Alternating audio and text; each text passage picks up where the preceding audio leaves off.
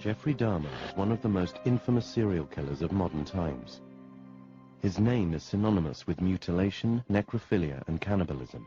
You think of the crimes that he committed, they're so horrific, you kind of think only a madman or somebody totally evil incarnate would do this. But when you talked with Jeff Dahmer, you just did not get this idea. He could be engaging, he could be bright, witty, he could make jokes.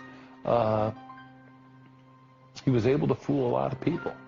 People that worked with him had no idea that he was a violent man. This was part of the real danger of Jeffrey Dahmer. He could join you or me at lunch, and no one would detect that he was a violent person. Jeffrey Dahmer on the surface was not an abnormal appearing individual. He was fairly good looking, he was well spoken, he was articulate. Never in a million years would I have guessed a homicidal maniac. To me, he's always been really a tragic figure, which is kind of hard for a lot of people to understand. But I don't really think of him as, you know, the serial killer monster. I just think of him as this kid who was spiraling out of control and nobody stopped him.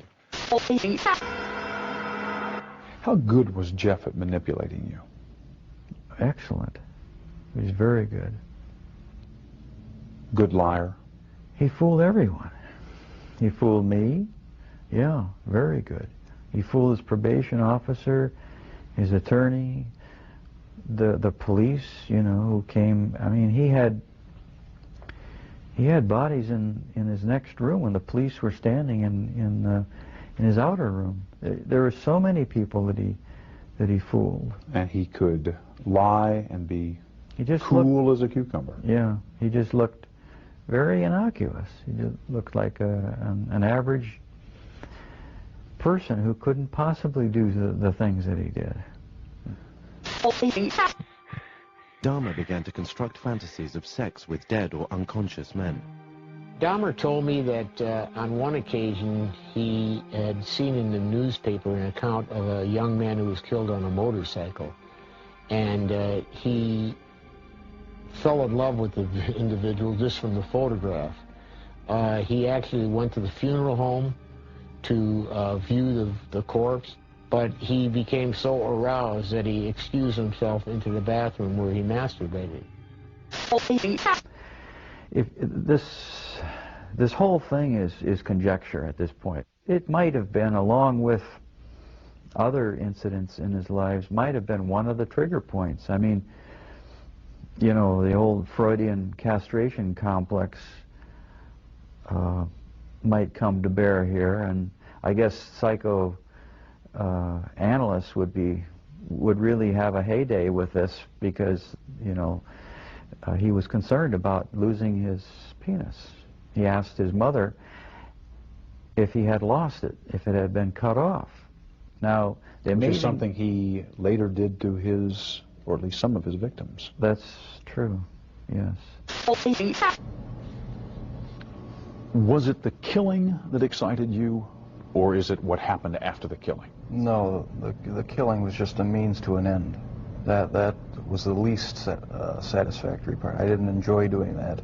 That's why I tried to create living zombies with muriatic acid in the drill, but it never worked. No, the killing wasn't the objective. I just wanted to have the person under my complete control, not having to consider their wishes, being able to keep them there as long as I wanted. It's not easy to say that, but that's what the motive was. Where did that need for control come from? Do you have any idea? I don't know. Maybe I felt I had no control as a child or young adult, and that got mixed in with my sexuality, and I ended up doing what I did was my way of feeling in complete control, at least for that situation, creating my own little world where I had the final say, finding the best looking guy that I could, and having total mastery over him for as long as I wanted. Lust played a big part of it, controlling lust. That was the motive right there. Where did sex enter in to the killings, Jeff? It was a big part of it. My only objective was to find the best-looking guy that I could. Their sexual preference didn't matter to me. Did their race matter to you? No, their race didn't matter to me. The first two young men were white. The third young man was American Indian. The fourth and fifth were Hispanic. So no, race had nothing to do with it. It was just their looks. Was there something sexual in the dismemberment of the bodies for you? As time went on, yes, I did get there was a sexual part to that. I started saving the skeletons and preserving other parts, and one thing led to another. It took more and more deviant type behaviors to satisfy my urges, and so it just spiraled out of control. Why the cannibalism? It made me feel like they were a permanent part of me. Besides the just mere curiosity of what it would be like, it made them feel that they were a part of me, and it gave me a sexual satisfaction to do that. The only motive that there ever was to completely control a person that I found physically attractive, and keep them with me as long as possible, even if it meant just keeping a part of them. The Cows, Gus T. Renegade, in for another broadcast, hopefully to share constructive information on the system of white supremacy. Today's date, so-called holiday, they tell me, Memorial Day, Monday, May 30th, 2022. So I have been told, I guess if you are out barbecuing, grilling, whatever it is, if you did not have to be at the plantation for the day, hopefully you are being safe and using your time in a constructive manner. Much obliged if you are listening to us live. Our broadcast for today, we may have started with Jeffrey Dahmer, and oh my goodness, the parallels. Woof. They are, even as I was listening, the parallels, my goodness. Make sure I don't miss out with our folks. Averted, could have been catastrophic. Unmuted. Could have been catastrophic. Cows Live folks on the phone line just missed. I was saying we may have started with Jeffrey Dahmer. Do not be mistaken. This here broadcast totally motivated by what took place in East Buffalo, New York, a little more than 2 weeks ago. Payton S. Gendron, suspected race soldier, white supremacist, who is accused of killing 10 black people, shooting 13 people in total, a little over 2 weeks ago. And we've been talking about this situation. Everyone has been talking about this situation and white supremacy, racism, and even saying, hey, we should look at the history of racism, white supremacy in Buffalo, and why is this the only grocery store on this side of town? And it's not even a good grocery store, as we heard them say. As we began to investigate, we have been talking about Joseph G. Christopher. In fact, before we get to our guest for today's program, the context for why we're talking about this program today, I can give it to you two ways. I give it to you right from the Buffalo News. Our guest worked for them some time ago and for many, many decades. But the report that they have today, after Tops shooting, a renewed discussion on race should be racism, white supremacy in Buffalo. People want to talk about it. Just given a snippet at the beginning, they write, as Buffalo seeks to heal from the hate-fueled attack that left 10 black people dead May 14th at Tops Markets on Jefferson Avenue, the city continues to reckon with its legacy of racism. But leaders in the black community say the response has been heartening, and they say there may be a chance to turn the tragedy into a turning point for a discussion on race in Buffalo. the news spoke with the following community leaders about what is being done to combat racism in Buffalo. They give their long list. I'm just skipping down. I think it's a very serious problem. White supremacy has been around for a long time, but people have not wanted to talk about it and have really swept it under the rug, those metaphors. I think now we are really at the point where people want to talk about it. We need to talk about it, and then we need to take action. Next person. We are the sixth most segregated city in the nation. On any given day in Erie County, a white person has a 90% probability of not having a meaningful interaction with a person of color. Last person. I get out of Buffalo and I travel around the country quite a bit, and I see the difference. We have a serious problem. The well-meaning people don't even perceive themselves as racist because they're used to living this way in Buffalo, and it's just the way it is. And they go on, they give a little bit more information. However, there is not one mention of the first time there was a white supremacist attack at an East Buffalo Tops grocery store. That has given me pause tremendously for the past 2 weeks, and I'm in Seattle, Washington. I'm going from the Buffalo News report from today, literally hours ago, to our guest for today's broadcast wrote about Joseph G. Christopher, and I'm skipping all the way to the epilogue. He writes, a decade after Joey's killing spree, Buffalo was still divided along racial lines.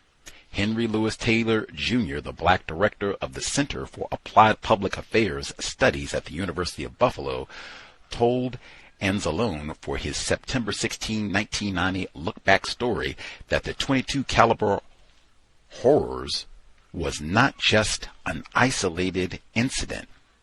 Those acts were symbolic of deeper tensions that still exist in Buffalo, Taylor said, continuing, if you don't see the connections, you don't understand the source that feeds these criminal acts. Skipping one paragraph, Barbara Banks, publisher of the Challenger, Buffalo's black newspaper, said in September 1990, this is not just one thing that happened, a madman who shot some black folks, and now it's over. It reminds black people that there is a double standard. It reminds them of where they are. They can still be killed and not receive total justice. Some of these cases have never been solved, referring to the two cabbies, Joey's murder of two additional black men in Buffalo and Rochester, the Niagara Falls .22 caliber killing that never went to trial, and the deaths of 4 black men in New York City. Joseph Christopher is a manifestation of what society has always done to black men on one level or another, Banks told Anzalone. Get rid of them. Destroy them, she added. Black people unfortunately have a tendency to forget wrongs done to them, Miss Banks told Anzalone, adding, they have suffered from this historical amnesia. It's a survival technique. Joseph Christopher is still with us on so many different levels. I don't know if he'll ever go away, she added. That is a metaphor, but wow. Ending, skipping a few paragraphs, in the end, the .22 caliber killer may leave more questions about the society he inhabited than of his personal motivations.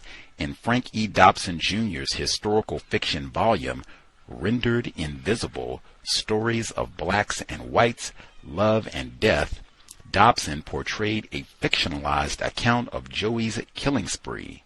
Dobson depicted the murders as having been carried out by a pathological white racist turned serial killer who intended for his crazed reign of terror to spark a race war. One of the characters in Dobson's book put it bluntly. Here, we talking about 13 dead black men and nobody knows it happened. How the hell that happened, man? 13 black men that we know of, men of color murdered, and this killer is not famous? They ain't made no TV movie about this here? The dudes that he killed, it's like their lives meant nothing. That is the end of the book. That's where we are starting at today. Our guest for the program, 4 decades of journalism in West New York for the Buffalo News. I think that would have to, unless I'm really off my rocker, that would have to encompass the career of the great Orenthal James, O.J. Simpson, but we'll have to see. You've written for them for a number of years, and in fact, I was so ignorant, I didn't find out until later that in addition to a number of true crime books in his years of journalism, he wrote the book that we are going to discuss today, Joey 22, that I just read from. He also wrote The 4 Girls, which I was staggered by because that gets referenced indirectly in the case that we're talking about today.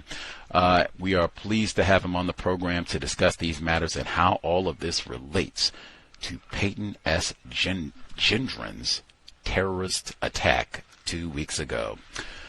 Thrilled to have him on the program. Joining us live, Mr. Matt Gryta. Mr. Gryta, are you with us, sir? Yes, I am. Thank you so much for joining us, sparing a little bit of your, I guess, holiday, Monday evening. That's all right. For sure. For any of our listening audience, I'm sure this is their first time hearing about you for some folks. Any information, kind of a brief bio that you would like to share with us before we get started? Yeah, I didn't really get involved in journalism at all until I became a college freshman. My faculty advisor said, take it easy as you're starting college, don't do anything. So I immediately joined the school newspaper and the school dramatic club. And my career went on from there. And I only ended up working for the Buffalo News for only 48 years before I finally took a good retirement and left. So that's about it. And that was after becoming a U.S. Army combat correspondent in Vietnam for my full year there. Wow. We'll round that up. So a half century of journalism at Buffalo News. Wow. Quite impressive. Yeah. And you were there during Orenthal James Simpson's tenure as a Buffalo Bill, yes? Oh, hell yes. Oh, yeah. Right on. For folks who have not seen your photographs or what have you, you are a white man, is that correct? You got it. Right on. If you don't want to tell us, that's totally fine. May I ask your age, sir? Yeah, 75. 75. Wow, okay. Yep. For our listeners or all of the guests that we have on the program, I've concluded, unfortunately, that the reason that we have this problem, Payton Gendron, Joseph S. Christopher, Joey, is the global system of racism, white supremacy. I use those two terms, racism and white supremacy, as synonyms, and I use the same definition for both terms. That definition, a global system of people who classify themselves as white and are dedicated to abusing and or subjugating everyone in the known universe whom they classify as not white. Do you think such a system exists? Do you think that definition is accurate? With Joey, you're giving him more credit than he really deserves. I think a lot of people, tried to prove he was a paranoid schizophrenic. But in the end, I really don't think he was, because he was able to describe everything quite carefully to mental health examiners who actually held examinations with him.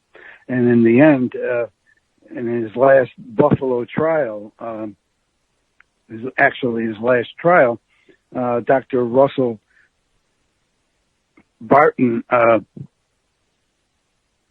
noted forensic psychiatrist, said he had 2 days of talks with Joey in the cellar of the Erie County Correctional Facility across the street from where he was on trial in the end. And he said he found him having nothing more than, it's bad enough, but he found him suffering from a personality disorder. Not that he was mentally ill, but every attorney who represented him tried to prove he was mentally insane, and therefore, not guilty. Ridiculous. He knew what he was doing. Hang on a second. He was able to describe everything. Hang on. Yeah, go ahead. Gotcha. And I normally would be saying Mr. Gryta, as I would for any of our guests. He requested that I do first name. We'll do Matt. My question Matt, specifically, and we'll get to all the details about the insanity and all the rest of it and your thoughts on what motivated Joey, as you call him. My question specifically, racism, white supremacy, the definition that I gave it, I just want to ask again, and you don't agree, if you don't think that definition is accurate, if you don't think such a system exists, that's fine, but I just want to give my definition again and then get your response to that. So the definition is a global system of people who classify themselves as white and are dedicated to abusing and or subjugating everyone in the known universe whom they classify as not white. Do you think such a system exists? Do you think that definition is accurate? I'm sure it exists. I don't know how widespread it is, I mean, Joey, I know why Joey started shooting black men, and we can go into that, For sure. But I don't think he was a white supremacist. I think he was, I don't think he was of upper level intelligence, Described as dopey by a number of folks, but we'll get to. Oh, hell yeah. We'll get to all those. And he was kind of physically disabled too. He had a weird walk to him, Yeah, that's a number of folks described that as well. Oh yeah. Let's see. Before we get into the meat of Joey 22, which is fascinating, and even before we get too far, so you can explain to folks why you gave it that title, have in the past 2 weeks or so, have you seen, like in mainstream reporting or local reporting in New York, have you seen anywhere where they have talked about Payton Gendron's heinous terrorist white supremacist act? Have they connected it to Joseph Christopher, or has that been totally left out? Not really. They're Joey's past history now, as far as I can tell. Wow. That's the same thing that I've said, and particularly what they had in the Buffalo News today about wanting to talk about the legacy of racism in Buffalo, and I've seen a number of reports like, wow, given everything around this case, and I mean, we'll go into details in your book, do you think this should be included when we talk about Payton Gendron and saying, hey, we had a white supremacist attack that started at an East Buffalo Tops before?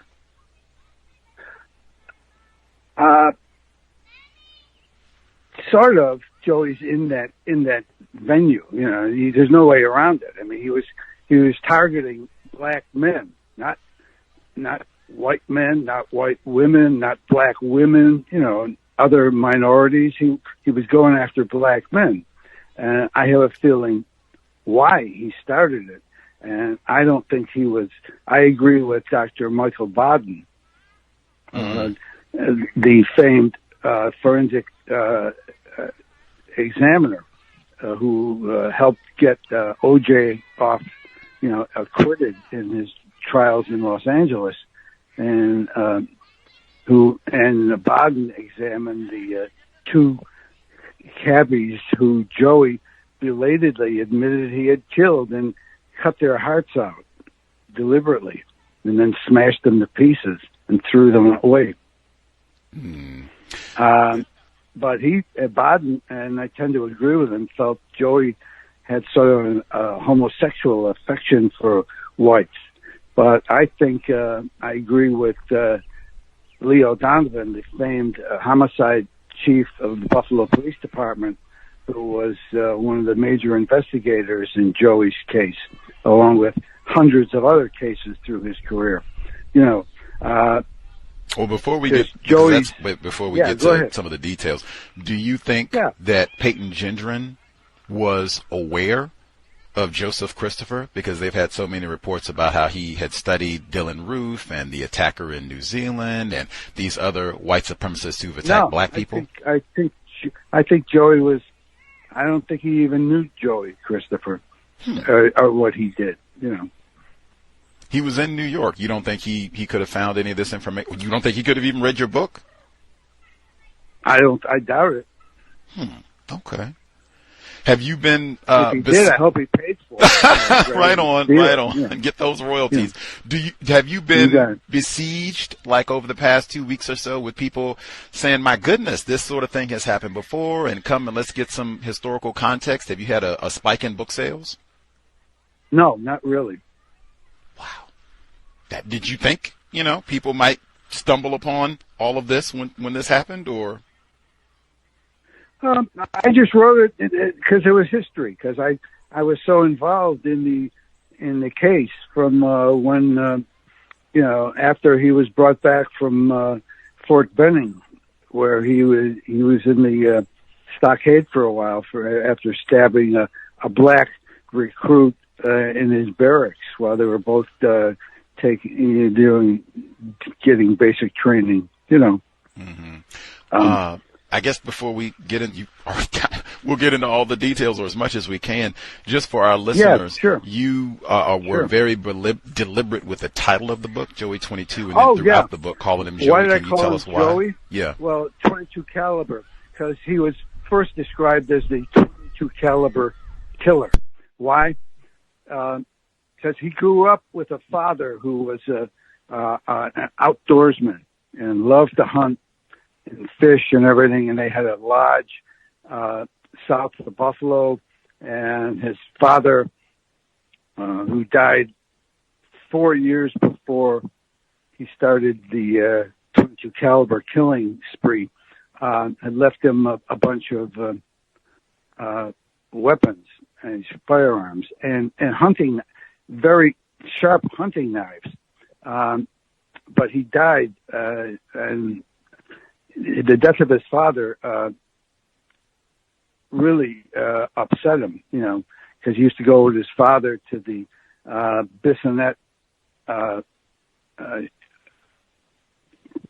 gun club, which his father belonged to, and they used to go, and his father used to go for target practice at a shooting range at Canisius College. Now, why is Canisius so interesting? Because Joey had a girlfriend who finally got him a maintenance job at Canisius College. And while he was there, Joey got his New York State firearms instructor badge, which he had to, and he spent 120 hours of class to do that. And he also got his New York State pistol permit. But when he, his father died, he initially had to, the family had to turn over all his father's weapons to, because nobody else was licensed in the family to handle them. So Joey managed to sell them to a lady who held on to them until he got his New York State pistol permit, and then he took them back. And the funny thing is, although he was identified publicly, they were looking for somebody they described as the 22 caliber killer of black men.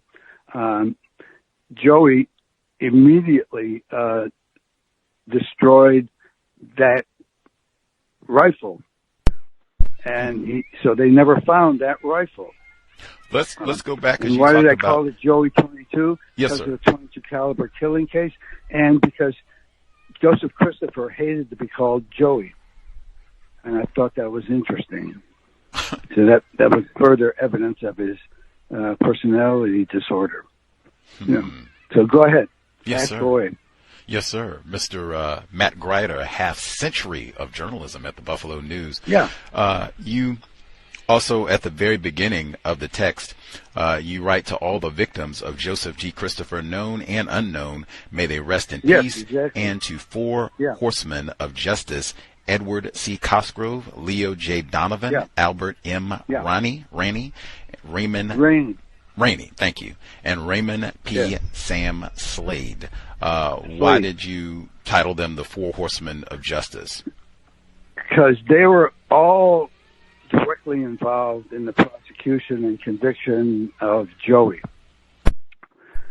Because they couldn't find any, the first,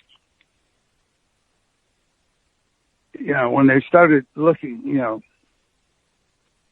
the first black man that Joey killed in a top parking lot, by the way, on the east side of Buffalo, was with the sawed-off 22 caliber rifle he kept after he turned in all his late father's other hunting rifles.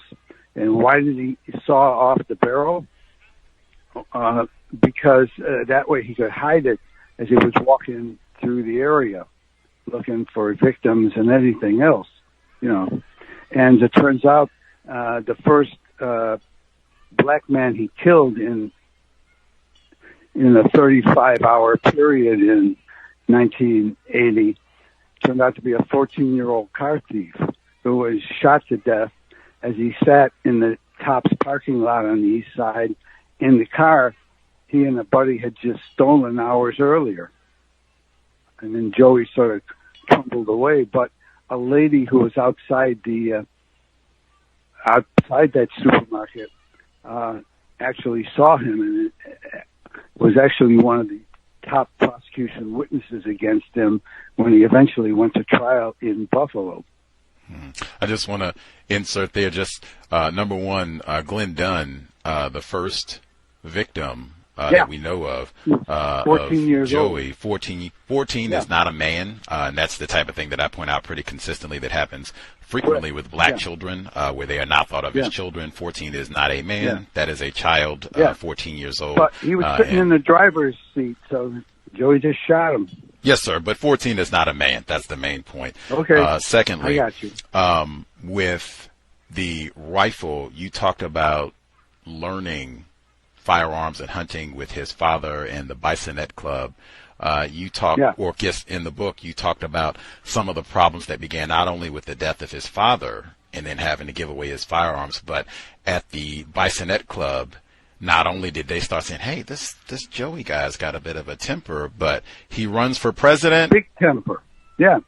He ran for president and lost to a black man who was also in the Bisonet Gun Club. And it turns out that black man was one of his jailers after he was taken into custody in Buffalo a year or so after the killing stopped here. So it was wild. Fascinating. Can you comment, since you're a journalist, you're covering all of this live time, can you just talk about the climate? So this begins in September 1980, and I would say the reason that I knew any details at all about this was because I am very familiar with the case called the so-called Atlanta child murders, which had been happening for at least a year. Just can you kind of talk about Joseph Paul Franklin is operating at this same time? Like, what are some of the major things that are happening with regards to racism, white supremacy when these killings begin in September of 1980? That was a very dangerous time for black African American men. And initially they suspected the man who was killing black men or males in Buffalo was actually a national serial killer who had been going from city to city across the country killing black men. It turns out Joey wasn't that active, and he stayed in the Buffalo area until they took him to the U.S. Army. Because at that time, I can say, being an Army veteran of the Vietnam War, I can say it's weird to know that Joey was able to enlist in the U.S. Army and be sent to Fort Benning for his basic training, which got him in trouble with the law. And that's, if he hadn't, that's where his trouble started, because the killings of Buffalo black men stopped when Joey left the area to go through his basic training. And he ended up in a barracks with, a number of racial types, including some black men, including one who apparently once called him a faggot, and Joey ended up stabbing him, and that put him in the stockade there for a while. Absolutely. That gets talked about, I think, a few times. There are several articles talking about how he ended up getting caught. I guess before we get to that, in terms of how he got, or the reason that it took so long for him to get caught, one of the things that stood out to me is, one, him being a white person. There are lots of reports that talk about, hey, a white person going around and doing this, and how aggressive are the police being in capturing this person? Would a black person be able to get away with all of this, regardless if he got direct assistance or not? And that's something to think about as well. But he got a lot of indirect assistance, we'll call it that way. I'll start number one. You mentioned one of the key witnesses for the prosecution eventually, Madonna Gorney, I think that's how you say her name, Gorney, Gorney. She was at the Tops the night that Glenn Dunn, a black child, was shot by Joey, but she didn't initially report that, oh yeah, this dopey looking white guy was there with an odd gait. She just told them about all these black people that were there, and in fact, she said that she felt comforted seeing Joey there, because there were so many black dudes around that, a white face. Is that correct? Yeah. But she didn't realize he was shopping for some black man or boy, because Glenn Dunn did not look like a young boy. He looked like he was a pretty well-built kid, so she felt safe like that way at first, But by the time they talked her into testifying at one of his trials, she definitely said he's the white man who was in that parking lot, and he was the only white man. And I was covering the trial, and Joey just kept looking at her straight in her face the whole time, like he was trying to freak her out, Because I don't think he was a paranoid schizophrenic. I think he was mentally ill, but that doesn't mean you don't know what you're doing, because he was quite clear about things. The .22 caliber killings stopped quickly after the newspapers and news media started reporting about black victims in Buffalo being gunned down by somebody with a sawed-off rifle. All of a sudden, he managed to burn the rifle in the basement of the house where he lived with his mother. So there was no direct evidence there. And Sam Slade was the New York State Police lieutenant who actually played a critical role in collecting evidence against him, because he realized, even though they didn't find any much evidence in Joey Christopher's house where he lived with his mother, he remembered his father had a hunting lodge south of Buffalo, and they went there, and they had evidence of Joey firing with the same .22 caliber rifle that he destroyed, but they found bullet fragments that matched weapons, bullets used in that same rifle before he reduced the size of the barrel. So it was sawed-off barrel. Context of White Supremacy. Again, our guest, Matt Gryta. I want to go back to some of the other ways that Joseph Christopher, this was allowed to continue for a while also because he had other forms of indirect help. So Madonna Gurney, although she does eventually testify, great witness for the prosecution, initially she does not report this white man. Next, we had Robert S. Otto, who deliberately... Odo, E-O-D-D-O. He was totally goofed up, Deliberately misleads a grand jury? Had blonde hair.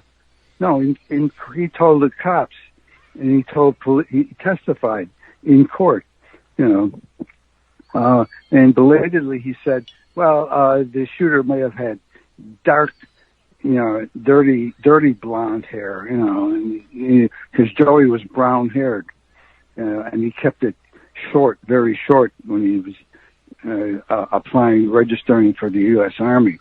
And why did he register to the U.S. Army at that time? Because he couldn't really hold on to a job.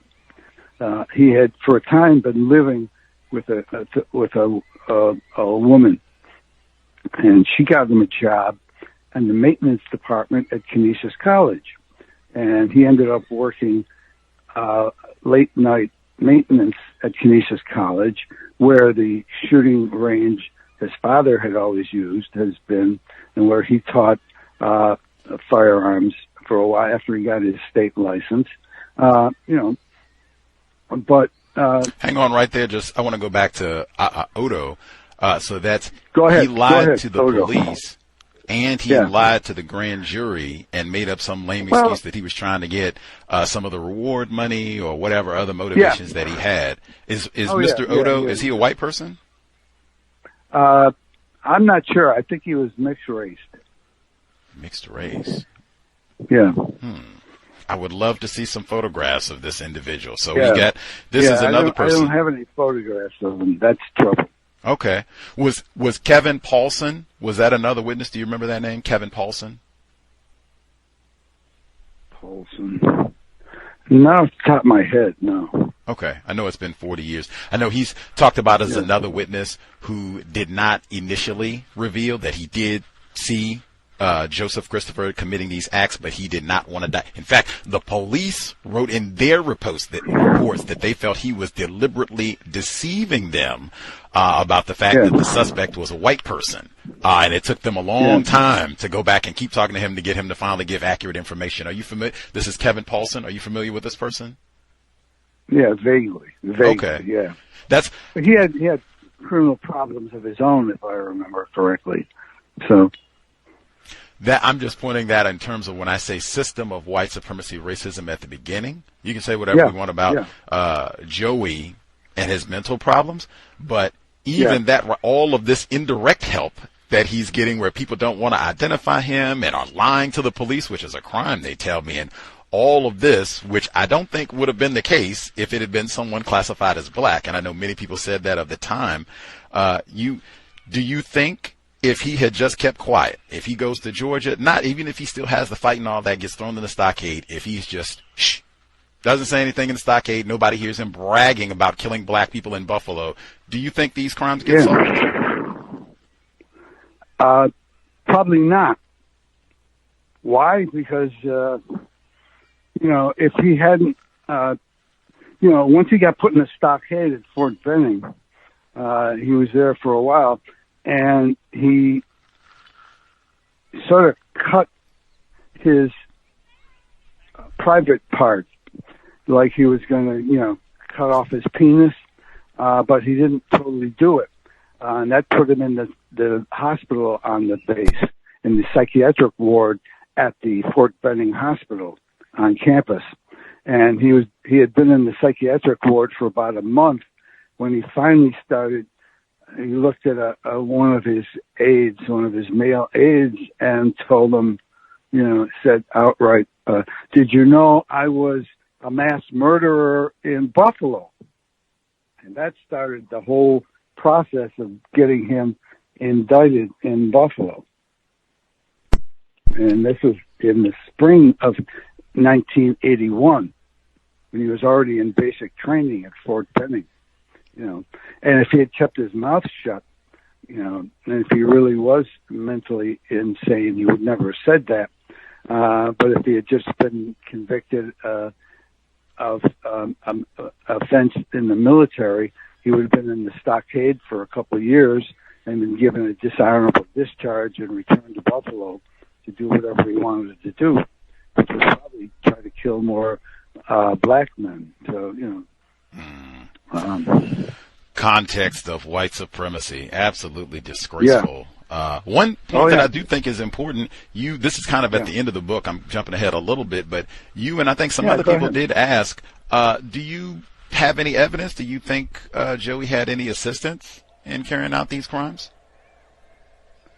No. He didn't make friends. He didn't make many friends at all, period. And he destroyed his sawed-off .22 caliber rifle as soon as he started seeing news media reports about the shootings of black men by somebody using a .22 caliber rifle, and that's why they never found it, because he had totally destroyed it. He had some sort of his father had been a craftsman, and they had some sort of high density furnace in the basement of his house where he lived with his mother before he went in the army, and he totally destroyed the weapon there. So it's amazing. But there was no suggestion anybody else helped him, And he became pissed off at black men. Why? Because he brought a pistol. Once he got his New York State pistol permit, he started carrying his pistol around his workplace at Canisius College at night. And he was there working at night in the maintenance department with a black man who complained to the administration of the college about how Joey Christopher's walking around the campus with a loaded pistol.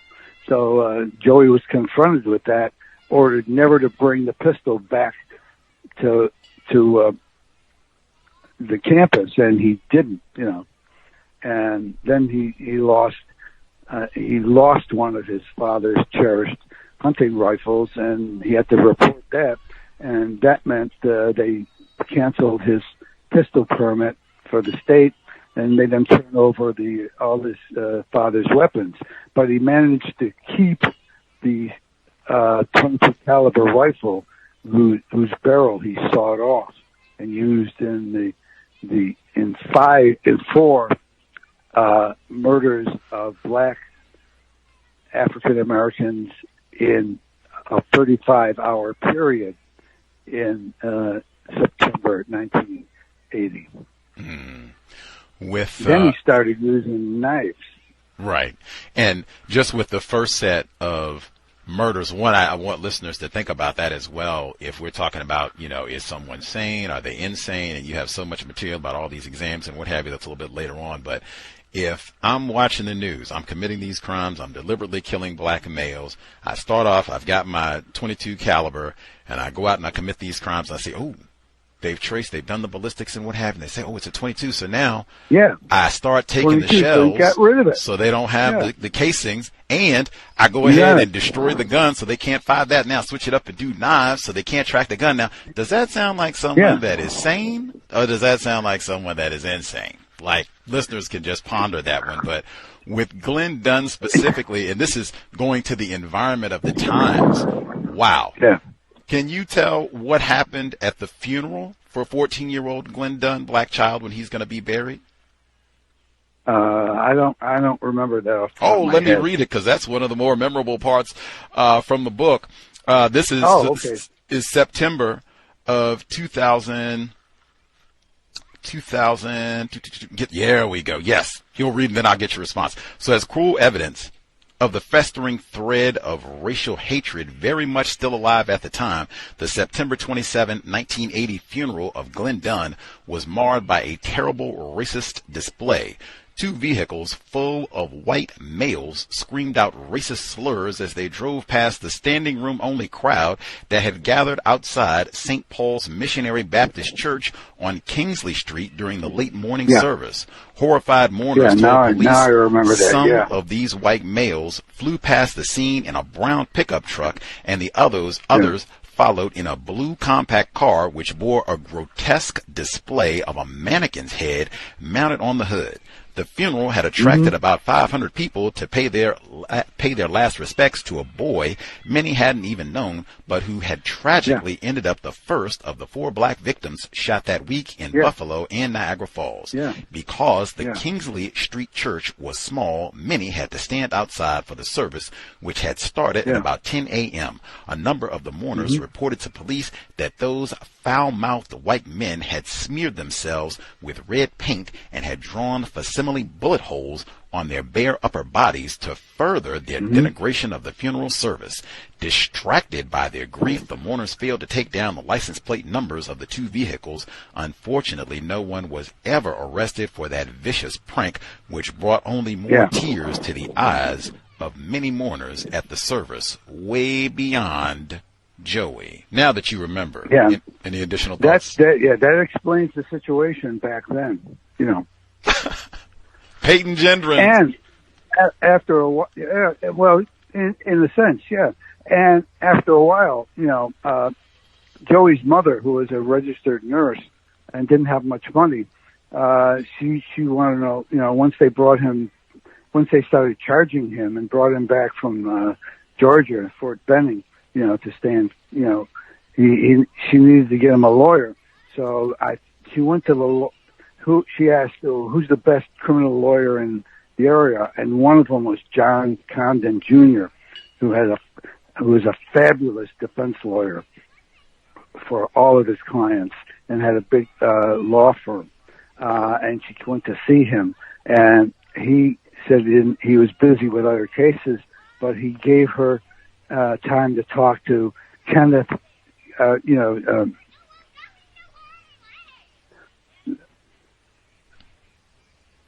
wait a minute. I've known his name for years. Oh, one of the defense attorneys? Yeah. Oh, Mr. Dillon or? Dillon, yeah. Oh, okay. Yeah. Yeah. And he ended up getting Mark Mahoney involved in the case too, and they didn't take much money from Mrs. Christopher because she didn't really have any, you know, and they fought like they could to try to get him declared mentally ill, and they had him examined by a number of psychiatrists, most of whom appeared for the defense, said, Joey was a paranoid schizophrenic. You know. That stopped his first trial from proceeding, because after a while, the judge in that case decided he had to be sent to the state's psychiatric criminal facility in central New York for continued examinations of his mental state. You know, and he was there for about 2 months. Right. Before he was brought back to Buffalo. Lots of legal wrangling over the sanity of Joey through the book. But before we get to that, I want to get back to more of the tension that I was talking about. You pivoted away from that too quickly with the funeral incident of Glenn Dunn. And then this continued because it wasn't just... There was another racial incident that happened right outside of City Hall. Carl Hand was a nationally known racist, white racist, and he came to Buffalo to stage a rally in support of Joe Christopher, but everybody knew about him coming. So there was hundreds of people, blacks and whites, outside of City Hall one day, about a month or so after the killings stopped for a time in Buffalo. And why did they stop? Only because Joey was already in the Army in the South by then. But, Karl Hein came and thought he'd push the racist incidents, and he was shut down. And Buffalo police made sure nobody was arrested and nobody was injured, and they just let him go. And Karl Hein's effort to, anti-black campaign failed, and he left town. Oh, there were many anti-black campaigns during that time period. This is from the Washington Post. We get the affirmation. The country, yes. This is from the Washington Post. This is from Chet Fuller, who's a black male, importance of black journalists. His article is titled, "Buffalo is Now a City of Fear." I'm skipping down just to get two important paragraphs to see if you recall some of this. He writes, "It was a particularly gloomy time, the spring of 1981, in the midst of widespread panic generated by a puzzling series of slayings of black men and a boy. Because the 7 victims were shot with a small caliber pistol, the media dubbed the mysterious assailant as the .22 caliber killer, and a kind of gruesome lore sprang up around this mystery man, exacerbating the tension between the black and white communities. Hate literature was distributed throughout the city in the form of licenses to hunt coons and back to Africa boat tickets on the Cunard ship line." Direct quote. "Black police officers reported seeing composite drawings of the murder suspect on bulletin boards in some of the city's precinct offices with 'My Hero' and 'Man of the Year' written under them." They said at police precincts, plural, and he already agreed. You remember this, Matt? Yeah. Wow. Yeah, they were taken down. Yeah. Oh, yeah. There were only 4 blacks shot.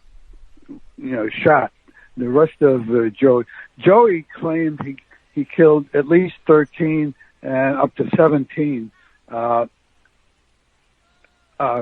minority men. And when he was on leave from a basic training at Christmas time in 1980,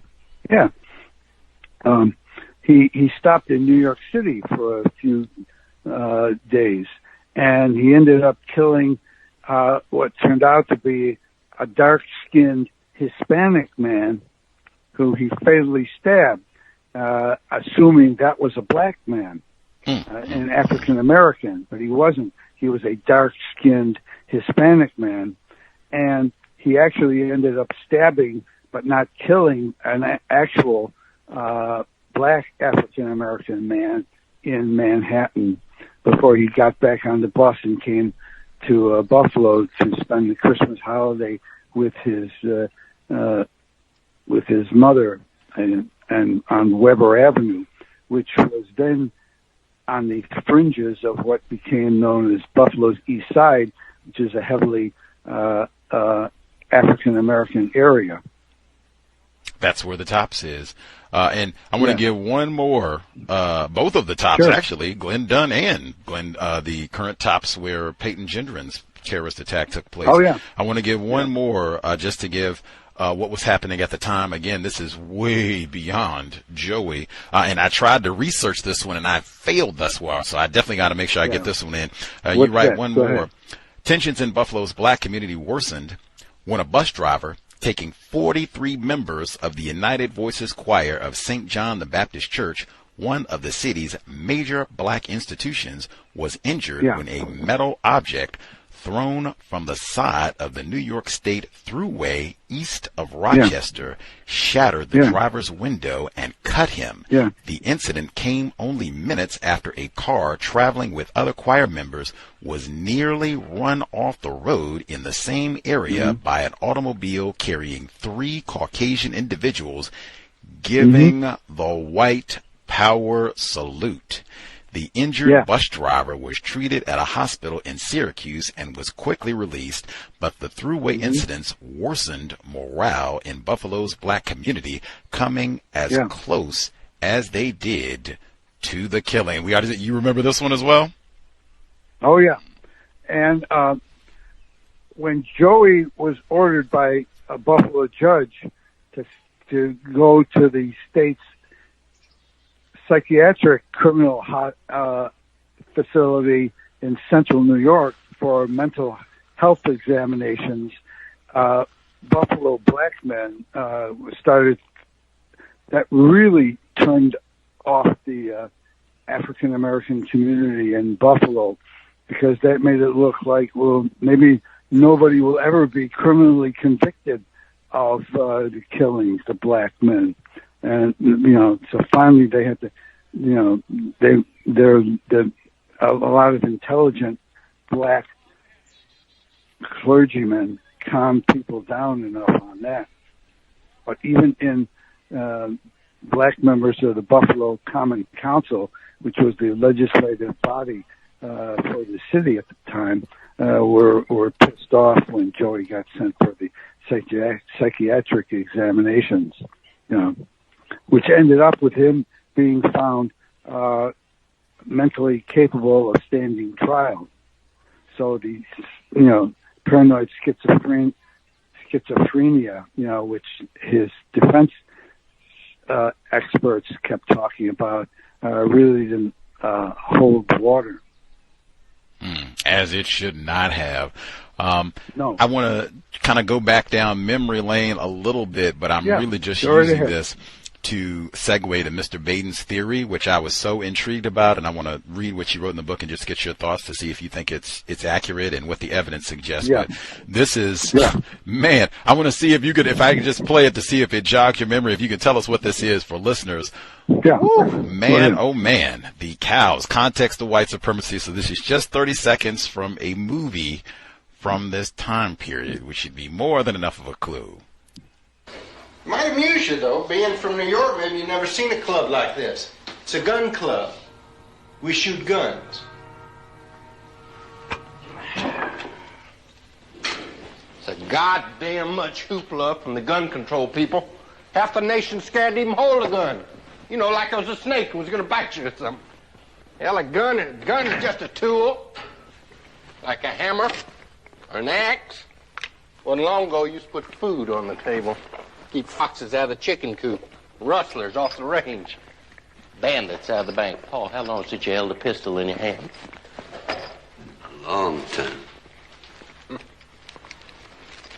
Which war was yours, Korea? Yeah. See much action? A little. Or infantry? I was a CO in a medical unit. Commanding officer, huh? Conscientious objector. Oh, Christ. What a guest to bring to a gun club. You're probably one of them knee-jerk liberals thinks us gun boys will shoot our guns because it's an extension of our penises. I never thought about it that way. But it could be true. Well, maybe it is. But this is gun country. Can't even own a handgun in New York City. Out here, I hardly know a man that doesn't own one. And I'll tell you something. Unlike your city, we can walk our streets and through our parks at night and feel safe. Muggers operating out here, they just plain get their asses blown up. Let's see. That was a movie from the time period. Do you want to take a gander what that was? I don't know. It wasn't one I watched. It wasn't one he watched. That was the great Charles Bronson Death Wish. 1970. Oh, Death Wish. Did you see Death Wish? The Death Wish, I did watch that. Yeah, they made about 1 billion of them. But all the reason I played this movie is mentioned when people talk about this case is people saying, ooh, this movie was on television. Maybe this inspired the killer. In fact, they even hinted that, hey, maybe just like Charles Bronson's character, maybe the killer had a family member who was violated sexually by a black male. Maybe that's why he's doing these killings. Do you remember that as a theory? No. I tend to agree with former Buffalo homicide chief Leo Donovan. Joey was pissed off when he lost his pistol permit and could no longer carry his revolver onto the campus of Canisius College where he had worked, and that started him off. And Dr. Michael Bodney tended to agree that he wasn't psychotic either. He clearly had mental problems, because he couldn't hold any steady job. And the only reason he lost his job at Canisius College was after he was found sleeping the third time on his nighttime shift on the maintenance staff at the college. He didn't get fired because he stopped bringing that to the college. But he was always pissed off that his black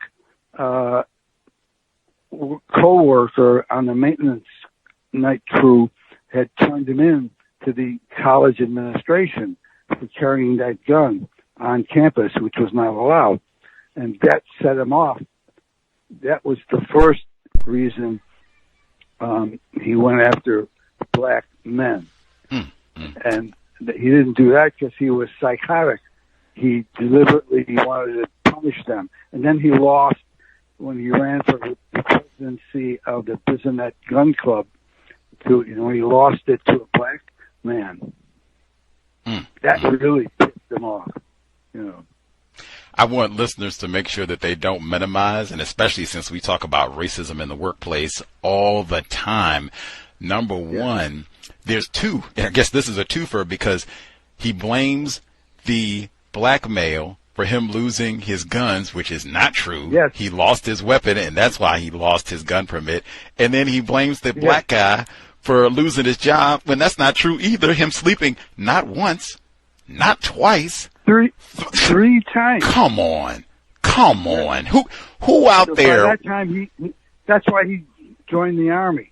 I want people to think a job, a civilian job. I want people to think, unless you suffer from like narcolepsy, in which case I'm sure you can get, a doctor's note or whatever you need. But I mean, what person do you think? I'm a black male, I'm a black female, I'm a black child even. I could be sleeping on my job twice and not be fired. I don't care if he was a janitor. No.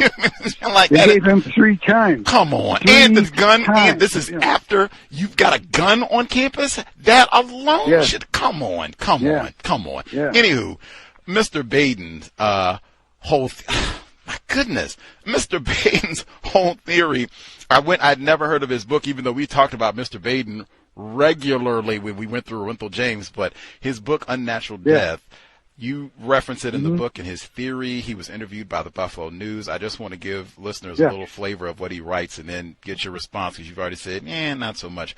But he writes, none of this mattered. The minute I saw the photographs of the black male victims, I knew it was obvious that one person had done the killings. All of the New York City stabbing victims looked alike.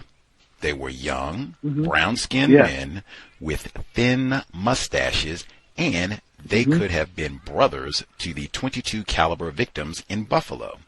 In a random selection, it would have been extraordinary if 2 of them had looked alike. None of Gross's 5 people had noticed the resemblance. Each of them had autopsied only 1 case. Also, I had the advantage of having seen the upstate victims. It was really an accident that I noticed the faces at all. Wounds are what we examine, not faces. It just happened to hit me. We felt satisfied with our connection, but it wasn't enough to establish definitely that the Manhattan slasher was also the .22 killer. Detectives had found 4 shell casings. The paper bag had not been foolproof at the scenes of the shootings, and they had .22 caliber bullets that had been taken out of the victims. They had no gun, but the gun could be traced through the bullets. He continues, what was the killer's motive? Although Christopher felt compelled to confess, he had no such compulsion to explain himself. He was different from the normal serial killer. He didn't quite fit our preconceived ideas of what he should be. He wasn't killing for fun, or for money, or even for sex. And he was killing blacks despite the fact that he had black friends. So did Payton Gendron. Yes. He didn't seem to be killing for hate.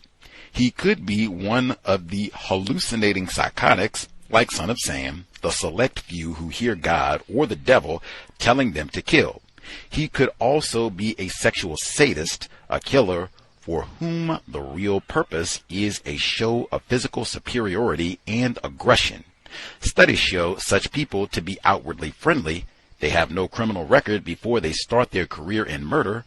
Often, there is a conflict with their adult sexuality. Their family and friends are invariably shocked. In these situations, the victim is significant.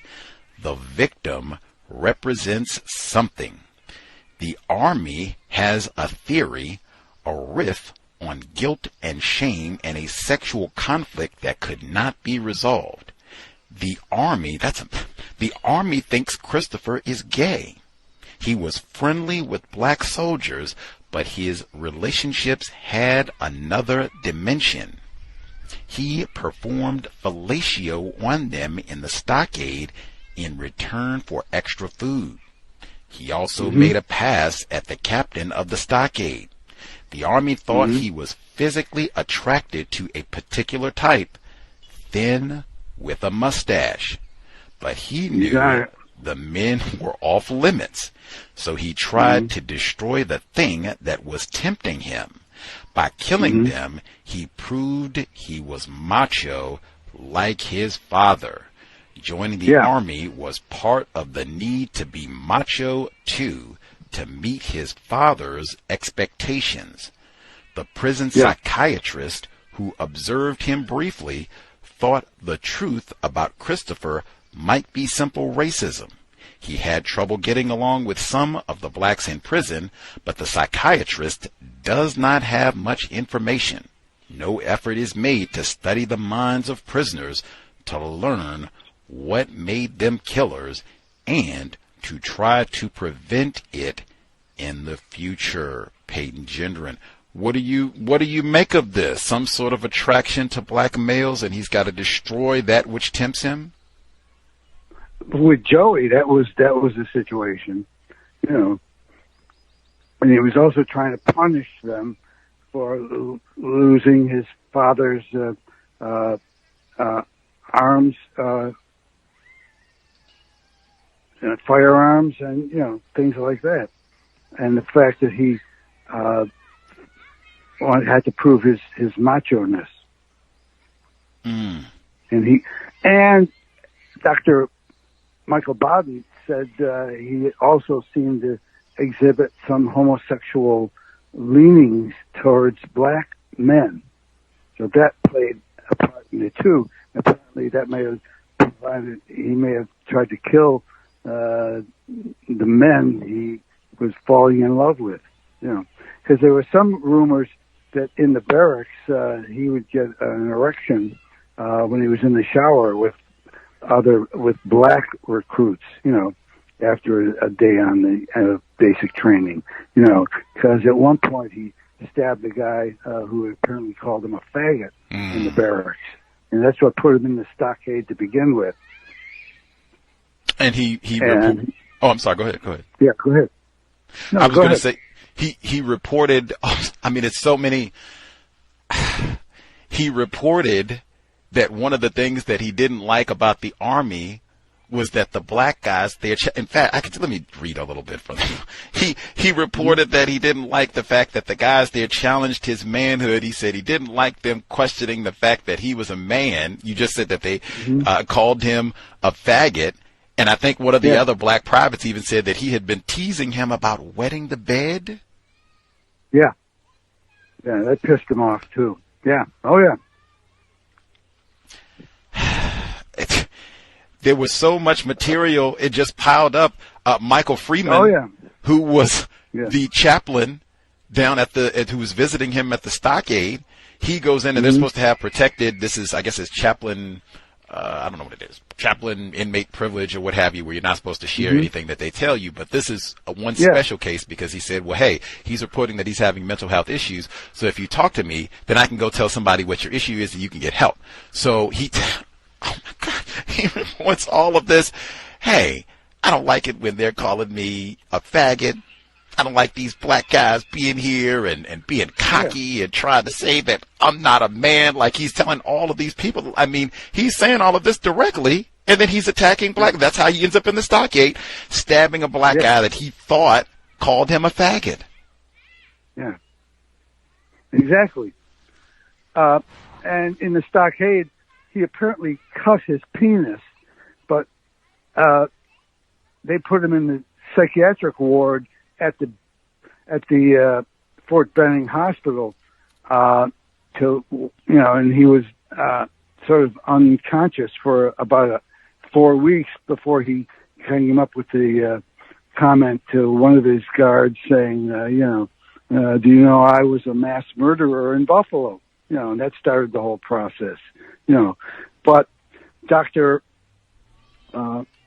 Russell Barton, who was the main prosecution psychiatric witness at his last trial in Buffalo in 1986, made it clear, he's seen, and he was a veteran of the psychiatric industry, and he said he'd run into many men who tried to, cut off their private parts to show their insanity, but it didn't work. He said many men fake that. Fascinating. You write, I found one of the greater, or one of the, I think, significant passages. So this is Father Michael Freeman had several talks. He was of Buffalo, by the way, with Christopher in the stockade after another chaplain told him a fellow Buffalonian was jailed there. Freeman said Joey felt he was being harassed in the training brigade and was angered and depressed because blacks in his training unit referred to him as faggot and wimp. The priest later testified that Joey told him that he was depressed and wanted to see a psychiatrist. He even said that he felt like he had been persecuted by blacks even back to childhood. I even wanted to go to one of the victims, Colin Cole, that he attacked in the hospital. He was in the hospital. Yes, sir. Yeah. The nurse walked in. Go ahead. I'm sorry. Go ahead. Yeah, Cole. He apparently had some. He only got in the hospital because he still had some state, ID card that showed that he was permitted to come in. So a police at the door let him in, and he was walking around various floors of the hospital, which was the county's main hospital on Gryta Street in Buffalo. And he was on the 7th floor when he saw a much arrested black guy who was in there in a detox unit, and he started to strangle him. And a nurse, until a nurse came in and said, "What are you doing?" And he ran out, and they put out an all hospital alert, but he managed to escape the hospital anyway. So he never strangled the guy, Or he didn't get to finish. He didn't get to completely kill him. He didn't get to finish. Right. But he kept looking for black patients, black male patients that he could attack. And he finally found one in the detox unit on the 7th floor of the hospital, which had like 16 floors or something like that. And he managed to escape unharmed.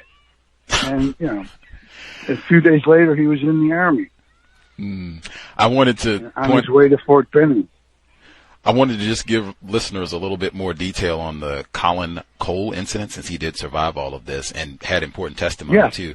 But you write, appearing to be visiting some patient in the very busy county-run hospital catering to the city's poor, Joey stumbled upon a frail Colin Cole, a 37, he's kind of still in that age range, 37-year-old male prostitute only recently paroled from prison. He was drying out in the hospital's 7th floor detoxification unit. Cole was the only black patient on that floor. Joey didn't know Cole's background. He had a lengthy history of prostitution and vice charges accumulated over many years spent strolling along the city's then sexually debauched Chippewa Street, passing as a good-looking female, in quotes.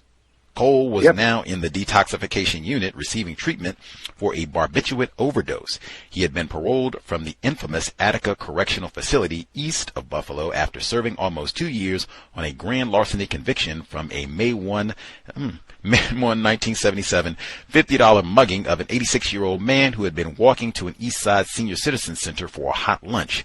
A year before the mugging, Cole, who had a history of vice arrests in the 1960s and 70s, served a 4-month term at the Erie County Correctional Facility east of Buffalo for forging a stolen check and paying himself $122 from a closed bank account.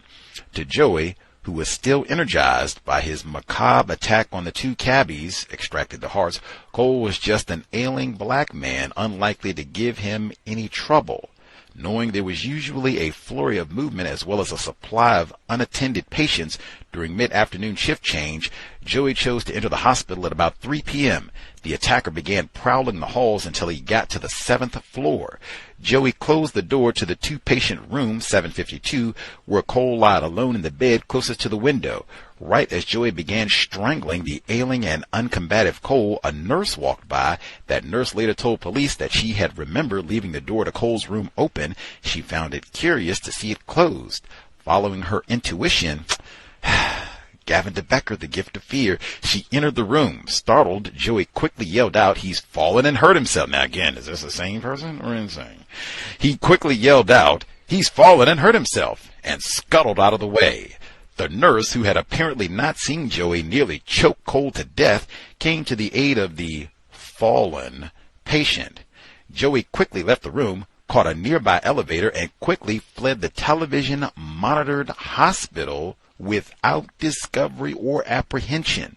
Afterwards, officials claimed a security guard had stopped Joey as he was fleeing and for some reason claimed he was allowed through because he showed the guard a security guard. Now again, if that was me or Renthal James, no one will ever know how Joey made it unfilmed and unstopped out of that hospital crowded with patients, visitors, and staff. And I'll stop there. Now, I've read this for a whole lot of reasons, but just given what you said and his some sort of perverse sexual attraction to black males, and I'm going to destroy them, and, you know, feeling not like a man and losing those guns, symbolic castration, given that Mr. Cole has this history of prostitution and being a good-looking female, are we sure they don't know each other? There was no proof they ever knew each other. Really. That's a good question, but, he was the only black patient Joey saw in the hospital, so that's why he went after him, and he was built like the other black men he was attacking. So, there's no known history, But Cole was quite active sexually, homosexually, so, And you said Colin Cole, this 37-year-old, he fit the kind of build, thin mustache, and the other. The other guys, Joey attacked. So,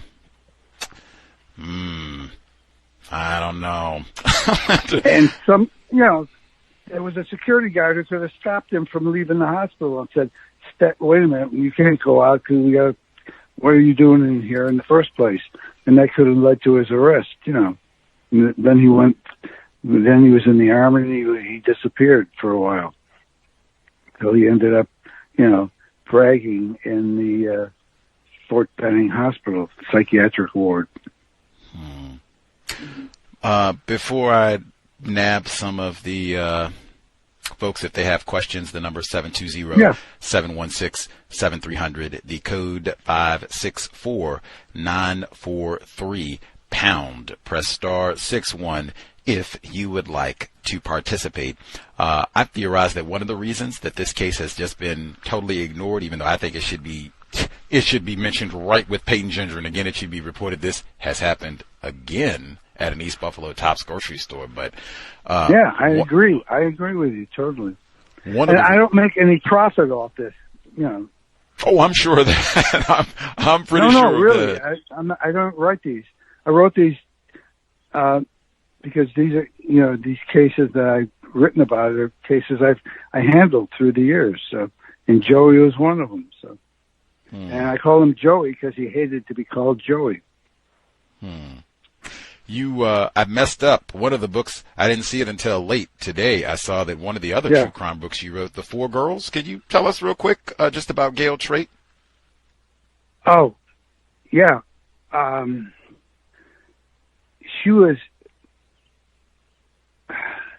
She gave birth to three young girls, and she had a son, an infant son, and she had clear mental problems, and she lived above on the second floor of her mother's house on the east side of Buffalo with her four young children, and she was taking nursing courses, so she knew anatomy, but she was also mentally disturbed, and she was having visions or something, and one day she ended up butchering all four of her young children, and she literally amputated some of her son's arms and legs. And when she came downstairs, she was covered in blood, and the ladies called 911. But when Buffalo police came, they thought she was one of the victims of the attack, and that the attacker might still be in the second floor. And I know this because I ended up becoming friends with one of the first uniformed police officers who got to the scene of the killings. And he said they went upstairs to the darkened apartment, and they started tripping on, tripping on the blood-splattered kitchen floor, because she had so knifed her children, because they thought at first that the killer was still up there hiding someplace, but and she just sat down on the stairs, the front stairs of the apartment building, and was waiting for them when they came down, and they realized it was her, so they took her into custody. It was amazing, And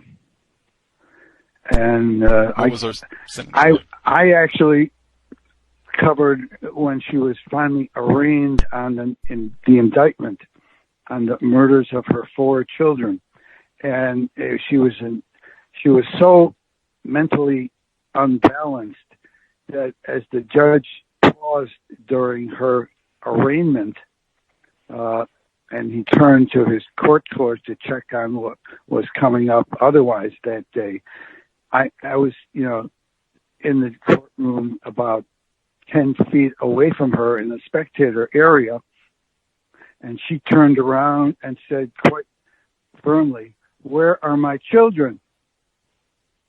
Like she thought, who's holding, why didn't she have her children? That's how insane she was at the time.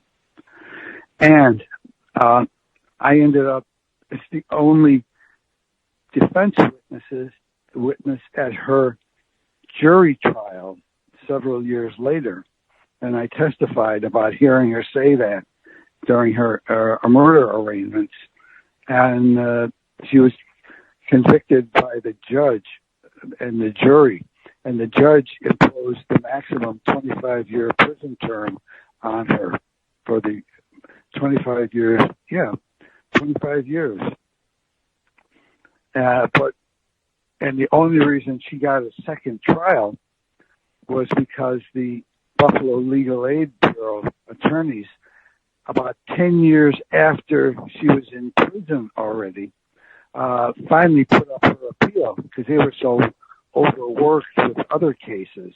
They finally got her a second trial, and she was assigned an attorney who convinced her to go with just a judge, not a jury. And at the second trial, she was found not responsible by mental disease or defect. And she spent another 10 years in state custody, but this time it was in a state psychiatric facility, which essentially got her to realize what she had done and, got her sane enough so that she was finally released after 20 years in state custody. First 10 years in prison and then 10 years in the psychiatric facility.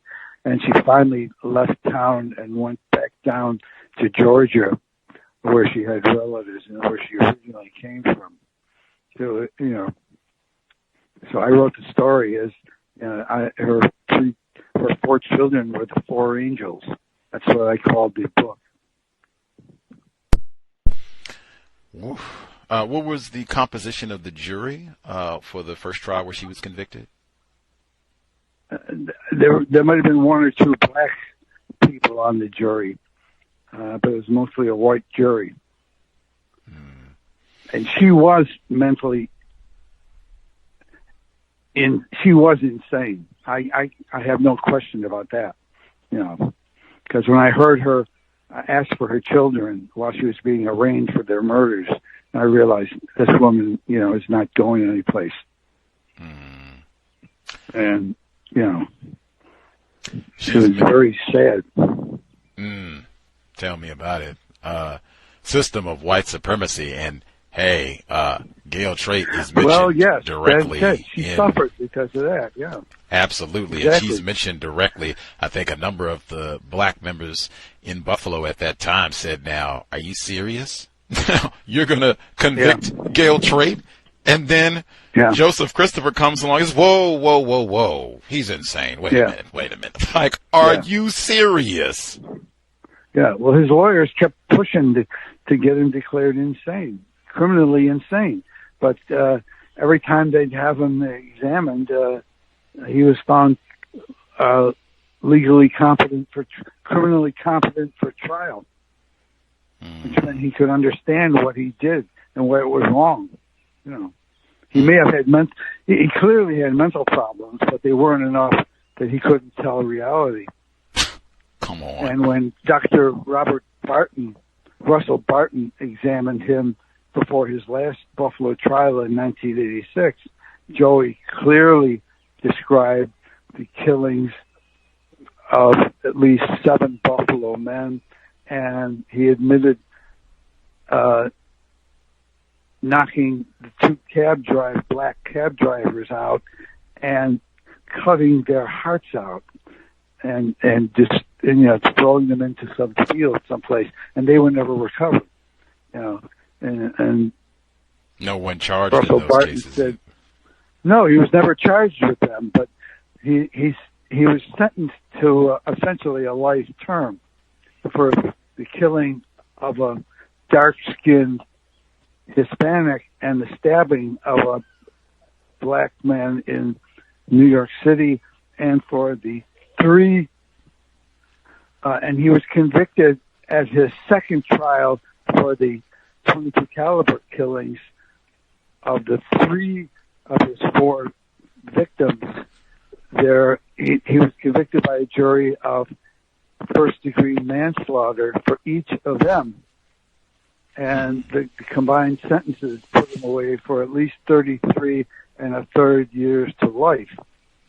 And the judge who sentenced him in Buffalo, a state Supreme Court justice in Manhattan, in sentencing him said, quote, "There is no doubt that the defendant is mentally ill, but it is obvious he is a tremendous menace to society, and it is my job to see that he doesn't menace society again." So he knew Joe had mental problems, but he wasn't insane.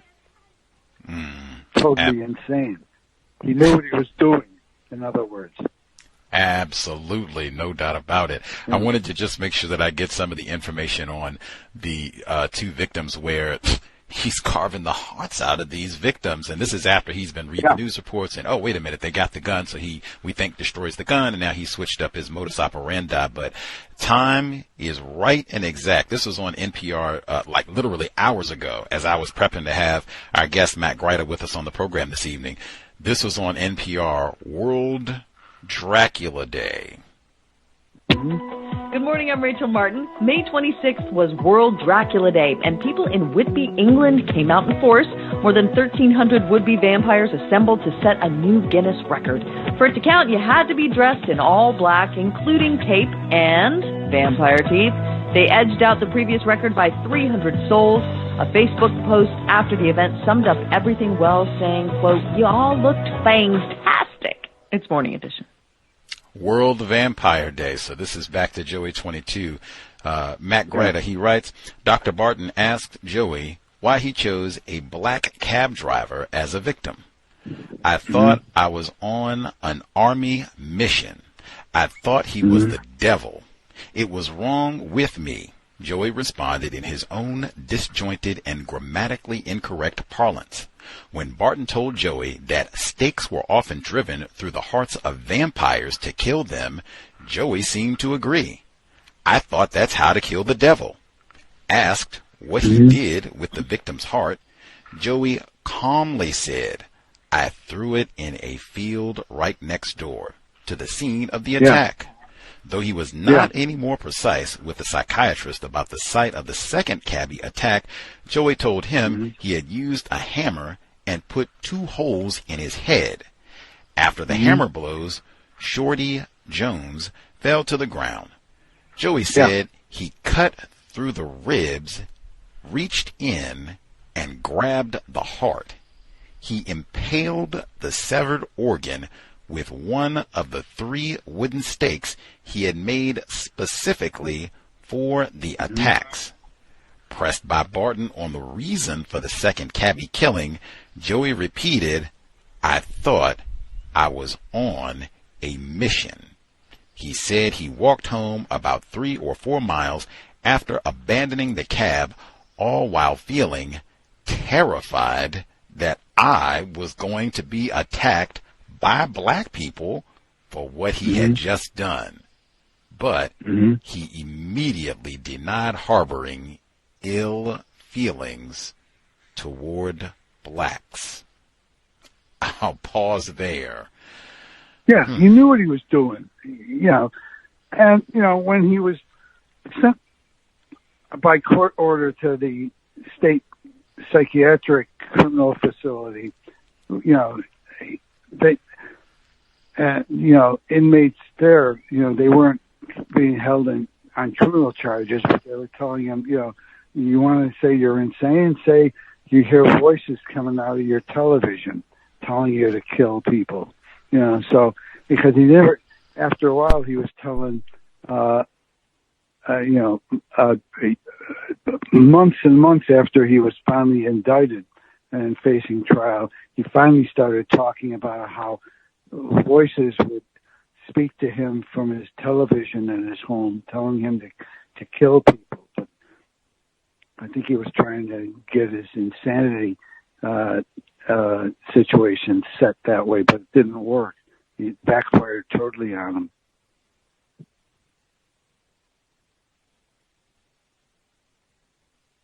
Hello? Context of white supremacy. Sorry, I was trying to get myself unmuted there. I think this part is important as well, because I think so frequently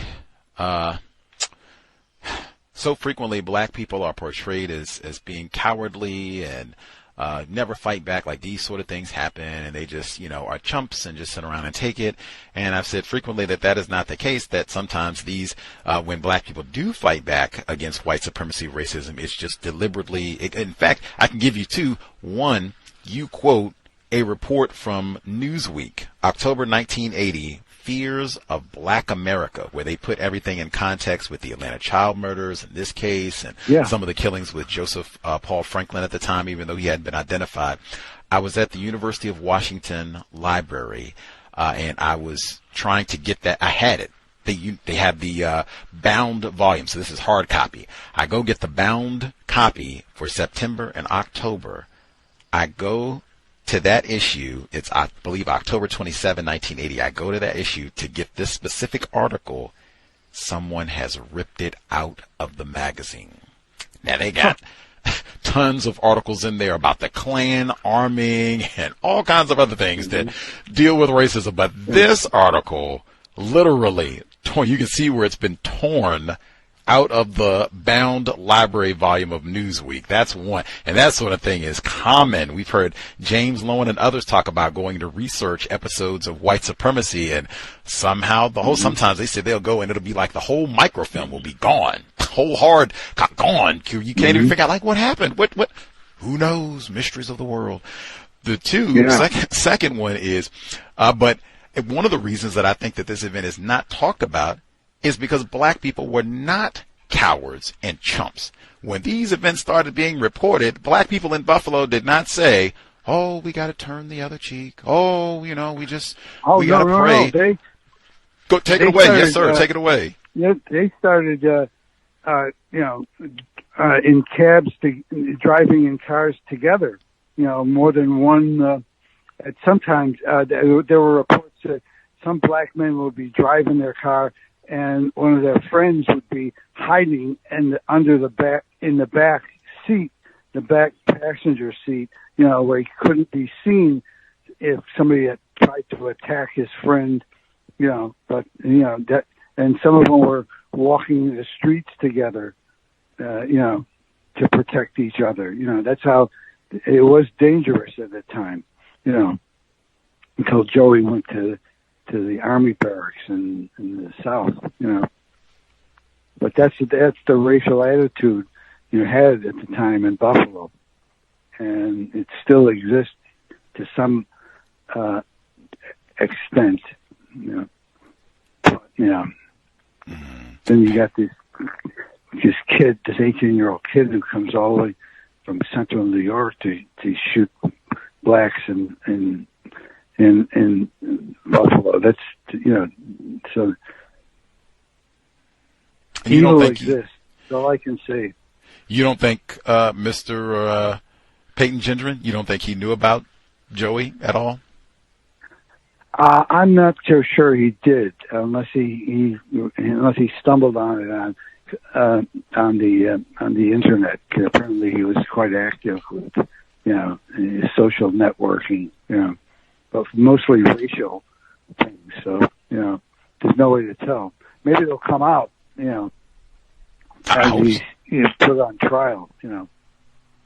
I'm hoping that it will come out. I wanted to ask as well, you give a lot of the quotes from the newspapers at the time. The News Archive is a great resource if any of the folks out there want to check any of the information. Like, it's a great way if you want to practice your sleuthing skills. News Archive has a lot of the sources from, like, the Courier Express and Buffalo News and all that. But you quoted Glenn Dunn's mother.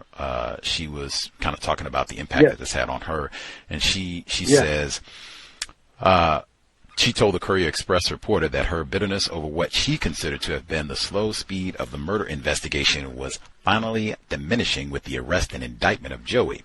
However, she added that if 7 white men had been killed, they would have been grabbing any black man off the street. 7 months? That really hurt me. Do you think she's accurate? I can't disagree with her. I covered police for many years, both in court and as a police reporter. So, I can't, but look, you can't disagree with her. See, we had some of the folks who dialed in with a question. You refer, I'll just read it right here. Yeah. You write, they were in Buffalo. Mr. Cosgrove, he's one of the attorneys who worked on this case initially. They were attempting to get federal intervention to get a task force and get additional funding to help them come in and figure out who was doing this in the first 7 months while all this is going on. Oh, yeah. They had a task force set up for the Atlanta child murders, so-called, but they were denied that federal support in Buffalo. Yeah. You write that. Make sure I get the foot. There we go. Cosgrove and his task force also began corresponding with Atlanta Mayor Maynard Jackson and that city's special task force on missing children, which was dealing with the horrors of serial killer Wayne Williams' systematic killings of up to 29 black youths and 2 adults beginning in 1979. Now, this came up before, important because we had already said this. Nobody was ever charged with the murders of those 2 black male cab drivers. Nobody was ever charged with those missing children, and not Wayne Williams, not anybody. So is it accurate to say that Wayne Williams is a serial systematic child murderer? In Atlanta, yeah. That's accurate to say? After Joey got convicted of the 3 Buffalo 22 caliber murders and the New York City attacks, the 2, they stopped. They didn't prosecute anymore. Because they'd expended so much money already in the investigation in both places that they decided, he's never going to get out of prison for the rest of his life. He's never going to get an early parole. And the funny thing is, he proved that there is a God who punishes you, because he ended up dying of a rare male form of breast cancer and being buried that way. That's with Mr. Christopher, but you included Wayne Williams as a serial killer of these black youths and 2 adults. That's the one I want to slow down a little bit. You are aware no one was ever charged with those murdered and missing children in the Atlanta case. Are you aware of that? Not off the top of my head, no, because I haven't followed that closely. Oh, okay. Well, that is, like we were talking about before with the cab drivers, as I mentioned, Wayne Williams was convicted of killing 2 adults. He was never even charged with killing, kidnapping, anything to do with any children, and no one else has been charged. And this is important. Chet Detlinger, we had him as a guest on the program. He wrote the book, or was co-author of the book, The List. He's since passed on, but he worked on the investigation, former police officer. And he said, no, I do not believe Wayne Williams committed all of these crimes. One person? Like, really? All of them by himself? Like, no way. I don't think that happened. He talked hard to say. About a much more detail about the case, but the main point being no one was ever charged. And then the other point, I don't know if you're familiar with Anthony Broadwater. I guess that's a little bit further upstate in New York. But those carpet fibers, that was a big part of how Wayne Williams was convicted. Carpet fibers and hairs and all of that. That has since widely been branded pseudoscientific BS, and they have had to go, Anthony Broadwater, go back, my bad, sorry, you got convicted, we just made that up and all that. That was a heavy factor. I don't know if you're aware, Wayne Williams is a case that we also spent a lot of time on, black victims, white supremacy, racism, but that was a case that revolved heavily around carpet fibers and other things. Chet, he told us in 2009, he told us that is utter, what I just said, pseudoscience. They're going to come out and say that eventually, and they did. But, you can quabble about a whole lot of things. The main thing, no one was ever charged with any of those missing and murdered children in Atlanta. Very important. Did you want to add anything? Well, no. The fourth of the 22 caliber killings by Joe Christopher, a Niagara Falls man who was the last of the 4 victims. The Niagara County District Attorney's Office never prosecuted Joy for that because after he got what essentially was a life sentence for the 3 Buffalo shootings and the 2 Manhattan attacks. So there are a number of victims of Joe Christopher who will never see prosecution. And and the funny thing is, when Dr. Russell Barton examined Joey for 2 days in the cellar of the Erie County Holding Center for his last trial, he told him specifically, "Nothing you tell me now can be used as evidence against you in the court across the street." And while they were talking, Joey kept smoking because he became addicted to 3 packs of cigarettes a day when he's finally in custody a year or two earlier. He kept telling him, yeah, he killed both cabbies and cut out their hearts and threw them away. But they couldn't use that against him. But there was enough other evidence to get him, so that the cabbie murders were never just, there was no convictions in court for them. Now, if they were, white victims, they might have pressed for something further in court, but nothing like that happened, And Joey was talking to Dr. Barton in the cellar of the holding center after being told nothing he admitted to there could be used against him as evidence in court. So it wasn't. But he admitted killing the 2 cabbies and cutting out their hearts. So. Context of White Supremacy. Yes. We'll nab some of the folks who dialed in. Yes. Let's see. Retired firefighter in Florida. Did you have a question? Our guest, Matt Gryta, 50 years of journalism in Western New York. Did you have a question, retired firefighter? Yes, sir. I actually have 2, if I can. Number one, to the guests, do you have any tips or any information that you can relay to us as a white male, white person, to prevent such attacks that took place in Buffalo, New York, so black people would be aware of it and able to prevent such tragedies happening to black people? Do you have any tips for us that we can be ahead of such attacks? No, I mean, I was in the U.S. Army in Vietnam, where I shared bunkers with a lot of black men and African Americans, and I don't know. I don't consider. I'm not a racist. I've had black friends for years in the Army and out of the Army, and even through my journalism career. So you just have to be careful. That's all I can tell you.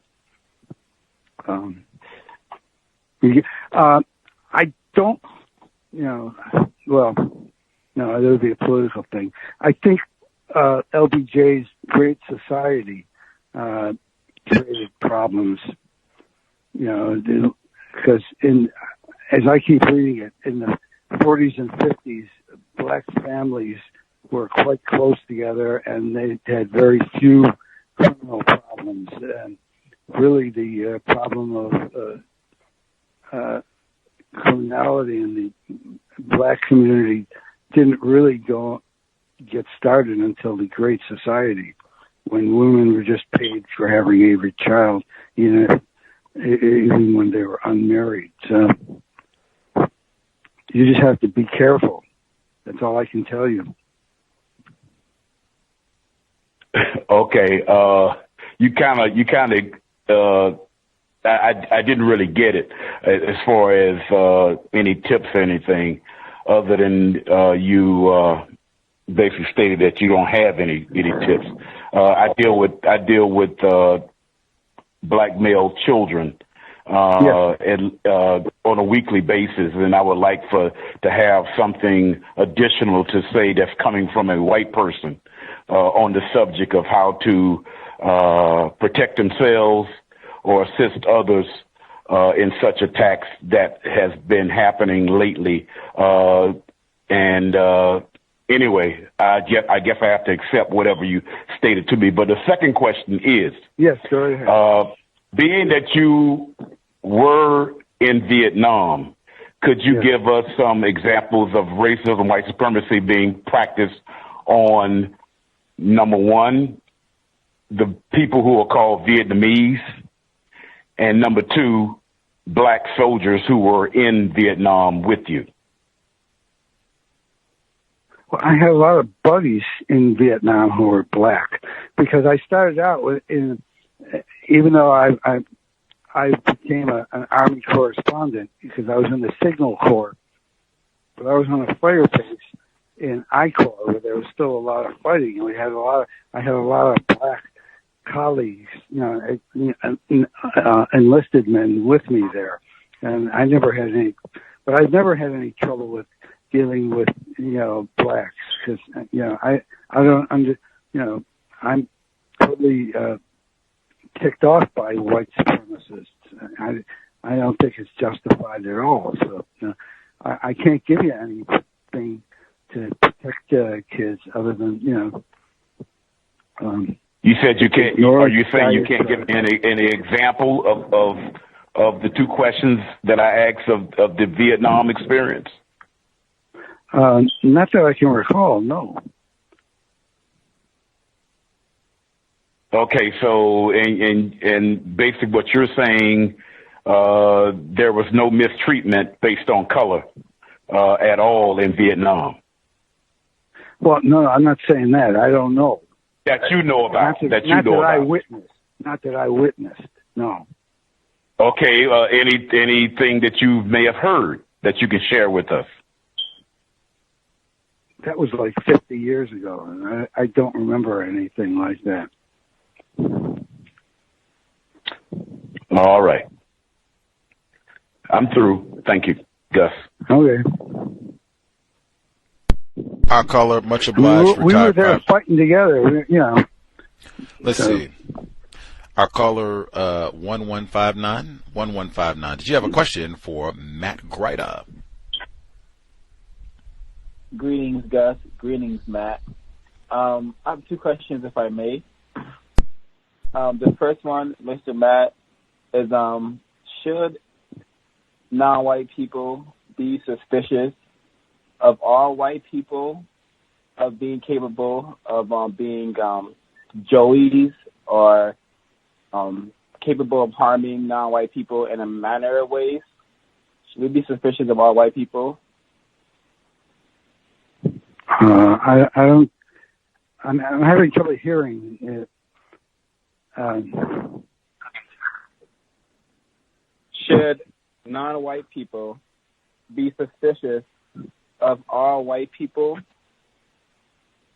Because we don't know who are the racists, who are the ones who are going to be attacking us randomly. But should we be suspicious of all white people? I'm not sure. If you see somebody who's making racial comments, you should, ignore them and just don't associate with them. Okay, my second question is what do you think about the behavior pattern of white people attacking their genitalia and also attacking non-white people, particularly black people? I don't know.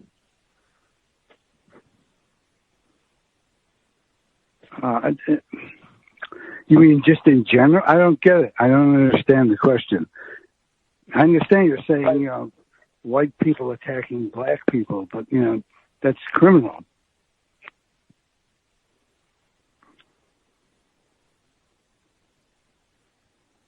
Hello? I heard you. Okay, I can't give you that. I don't understand.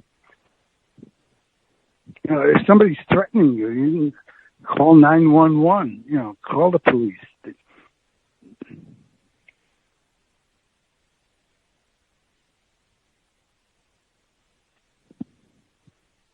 I have a follow-up question for something he said, if possible. Let's hear it. Let's hear it. Yeah, go ahead.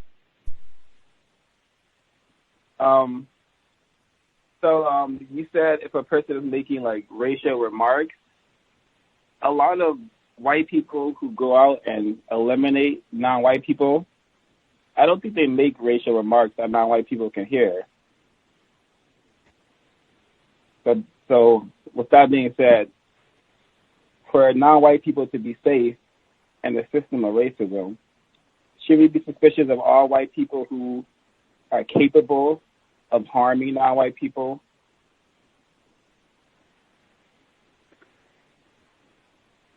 Yeah, but how do you know that they hate non-white people? That's the trouble. If you hear them complaining about non-white, then you got. I'm saying harming, and we don't know if they want to harm us or not. But that's why we should. Well, if somebody threatens you, you gotta call. You gotta call 911. I can't give you any better example than that. Understood. Thank you. Much obliged, sir. Dread138, did you have a question for Matt Gryta? Dread138. Yes, good evening. Can I be heard clearly? Yes, sir. Yeah, go ahead. All right, great. Good evening, Mr. Gryta. Good evening, Gus. Good evening, callers, listeners. I have several questions. I'm going to try to get to the main points. Mr. Gryta, were you raised in the Buffalo area? Yes. Yes. Okay. Great. Born and bred. Spectacular. So now you are very familiar with this incident. And since writing your book, are you often asked to speak on this incident of terrorism of Joey? Not really. No. As you call it. Not really. No. Okay. Thank you. How do you frame the killer Joseph Christopher's brutality? Do you see it as an individual accident, or is it part of a larger pattern of dedication to the system of white supremacy, where people classified as white must mistreat and abuse those that are classified as white? I'll mute there. Thank you. He seemed to have a pattern of attacking black men or dark-skinned men who were all eventually were not heavily built. In other words, that they couldn't fight back against them. Because apparently, before he started his criminal career, he actually tried to attack another black man on the east side of Buffalo. But that man slugged him or something, and Joey ran away. And that apparently took place several weeks before he killed the first of the .22 caliber victims. And the other problem at the time was 2 weeks. This came out years after he was convicted and in prison already for life. 2 weeks before he actually started the .22 caliber killing spree, he went to the Buffalo Psychiatric Center and said he needed some psychiatric help because he was having trouble holding a job and, things like that. So they tested him, and the doctors there said there's no reason for him to be held for mental treatment in the facility. because it was a psychiatric hospital in Buffalo. And then 2 weeks later, he started the 22 caliber killings, with the killing of the Dunn kid. So that shows a problem with the state, the country's psychiatric industry, because he could the killing started when he would have otherwise been in custody in the psychiatric center and being treated for mental problems. But they said there was no need for him. He could come back for outpatient counseling, but that's about it. But he never went back there, and he started this killing spree.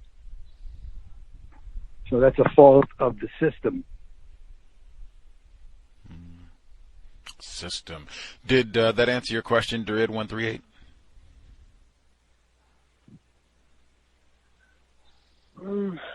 It's an answer. I'll ponder on it. I would like to ask one last follow-up question, and then I'll let other calls go, because it actually leads into what he said. We talked about his connection to losing his guns, and many of the listeners know about Dr. Welsing's concept of the great equalizer. And do you connect that, or do you think that Mr. Christopher connected the loss of his guns and his phallic symbol to the black male, and then does it play into him going to his killing spree? Or did that happen after he started? No, he lost his guns. He blamed it on the black man he was working with at Canisius College in the at nighttime maintenance, on the maintenance staff. Because he ended up losing. He could no longer carry his pistol on campus because he apparently was, teaching pistol firearms to the gun club that was operating on campus, and that pissed him off, and that started his whole crime spree.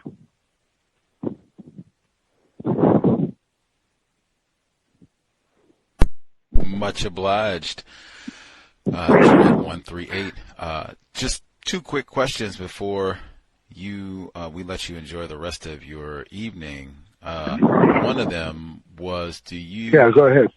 Do you see any connection with Christopher? He extracts the hearts of these two black male cab drivers. Do you see any connection between that and the long documented history of white supremacists castrating black males, mutilating their bodies, keeping, body parts in jars as some sort of souvenir? Do you see any connection between those activities?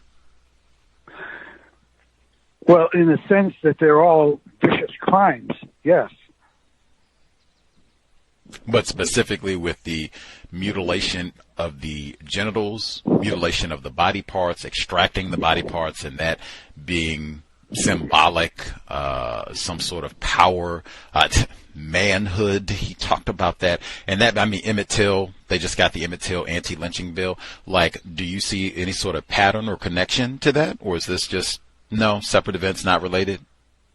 No, I think Joey did this all on his own, in his twisted, thinking. He was not insane as such. As a really insane person, just babbles. He can't. He had things planned out quite carefully. You talked about Ed Cosgrove meeting with Joey's white widowed mother after all this was over, and she's a nice woman and blah blah blah. Did he meet with any of the victims of the black family? I don't know. There was no evidence that she did, We had a number of listeners who said, the way that I came across the information, listeners said, man, as soon as these first 36 hours, he kills 4 black males. As soon as this happens, they should have had a press conference. Hey, black males, be on alert. We've had this happen. They all seem to fit this profile. Like, hey, look out, blah, blah, blah. They should have had a press conference. I looked, the Buffalo Challenger, October 1980, they said the same thing. They should have had a press conference to let us know, as opposed to waiting and waiting and waiting. And this continues to be a problem, and especially throughout New York, the Niagara and all the rest of these areas, Rochester and New York City and all the rest of it. They should have had a press conference. Do you think they should have just done that? Hey, black males, be alert. Yeah. I think, they should have, but, black males in the Buffalo area, I remember they would band together to try to protect each other. They wouldn't try. Like I said, some guys would drive around in their cars with a buddy, hiding on the floor of the passenger, the back seat, so that if they were attacked, there'd be 2 of them to go after the individual, and some of them were walking the streets together, but it calmed down after a while for that, Fascinating. But you're right. They should have done more to begin with, but.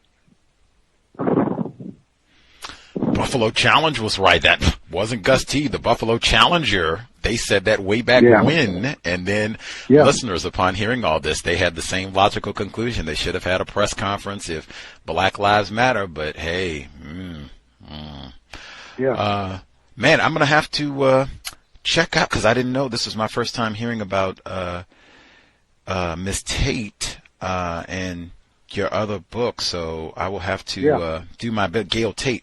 This is my first time hearing about her. Yes, I will have to investigate, but we have been chatting with half-century journalist Matt Gryta, talking about his book Joey 22, which is available at Amazon.com. You've heard me quote from it liberally. I think it gives lots of detail about white supremacy, racism way back in 1980. I guess before you depart, that the bus incident with the United Voices St. Baptist, where they threw I guess whatever it was, some object, and injured the bus driver, and the white card came by and did the white power salute.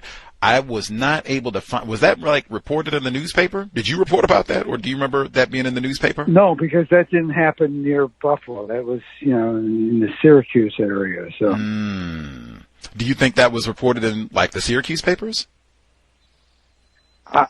It might have been. I'm not sure. Okay. This might be out of your, I guess I told one fib. So one more. Do you recall at any point, this would be in the early, are you familiar with Anthony Broadwater, the black male who was exonerated recently? He was convicted of raping Alice Sebold in Syracuse. She was a Syracuse student at the time. He spent 16 years in prison. This happened at the end of 2021. Are you familiar with Anthony Broadwater, that case at all? Only vaguely. Okay. Knowing that he was acquitted after a while, Got it. Exonerated, but gotcha. They, in Alice Sebold's book, she's a student in Syracuse, upstate New York. She says that a female was raped and dismembered on the campus of Syracuse in the early 1980s, maybe late 1979. You, as a journalist in Western New York, do you remember any case of a female being dismembered on Syracuse University campus in the early 1980s or late 1970s? Not off the top of my, no, not right away. I have to research it. Okay. If you find the time, if you can take a gander through your files or what have you, I would love to know, because I have been searching and I have not been able to find such a case. And I figure, like, hey, Syracuse is a major institution. If a female was killed and raped and dismembered on campus, like, whoa, there should be all kinds of, the Orangeman and the Syracuse paper and the New York Times. Where did you read about it? The book Lucky. Alice Sebold, she says that this is why the book is called Lucky. She says at the very beginning that the police officer, after she was allegedly raped, the police officer told her that a girl was raped and dismembered in the exact same spot where she said she was raped. It's like a tunnel on the campus of Syracuse. He said he told her she was lucky to have survived because this female was raped and dismembered there. But all of this is but that's what I'm saying. Like, hey, let's even investigate that. Did this happen? Did she lie about that too? Yeah. Like, hey, I would love. So if you can, I don't know. If you have time, I would love if you could just check to see was there a case. If not, add that to the list of fabrications from her text, which is also the history of racism, white supremacy in upstate and Western New York. Well, if I find something, I'll give you a call. I got your number, so no problem. Appreciate it. Yeah. Again, Mr. Matt Gryta, thank you so much for spending some time with us this Memorial Day evening. Appreciated chatting about Joey. Thank you. Enjoyed the book. Thank you, sir. Thank you very much. I appreciated this. Yes, sir. Take care. All the best. Yes, sir. Yes, sir. Thank you. Remember, if somebody gives you trouble, call the authorities. Don't, whatever your race is, like I'm still shocked that the 19 kids killed in Texas. That's disgusting. Anyway, okay. All the best. Thank you very much. Much obliged. Matt Gryta, author of Joey. Thank you, sir, for hanging out with us again. Take care. Thank you. Yes, sir. Yes, sir. Evening. That was Matt Gryta, author of Joey 22, and other true crime texts.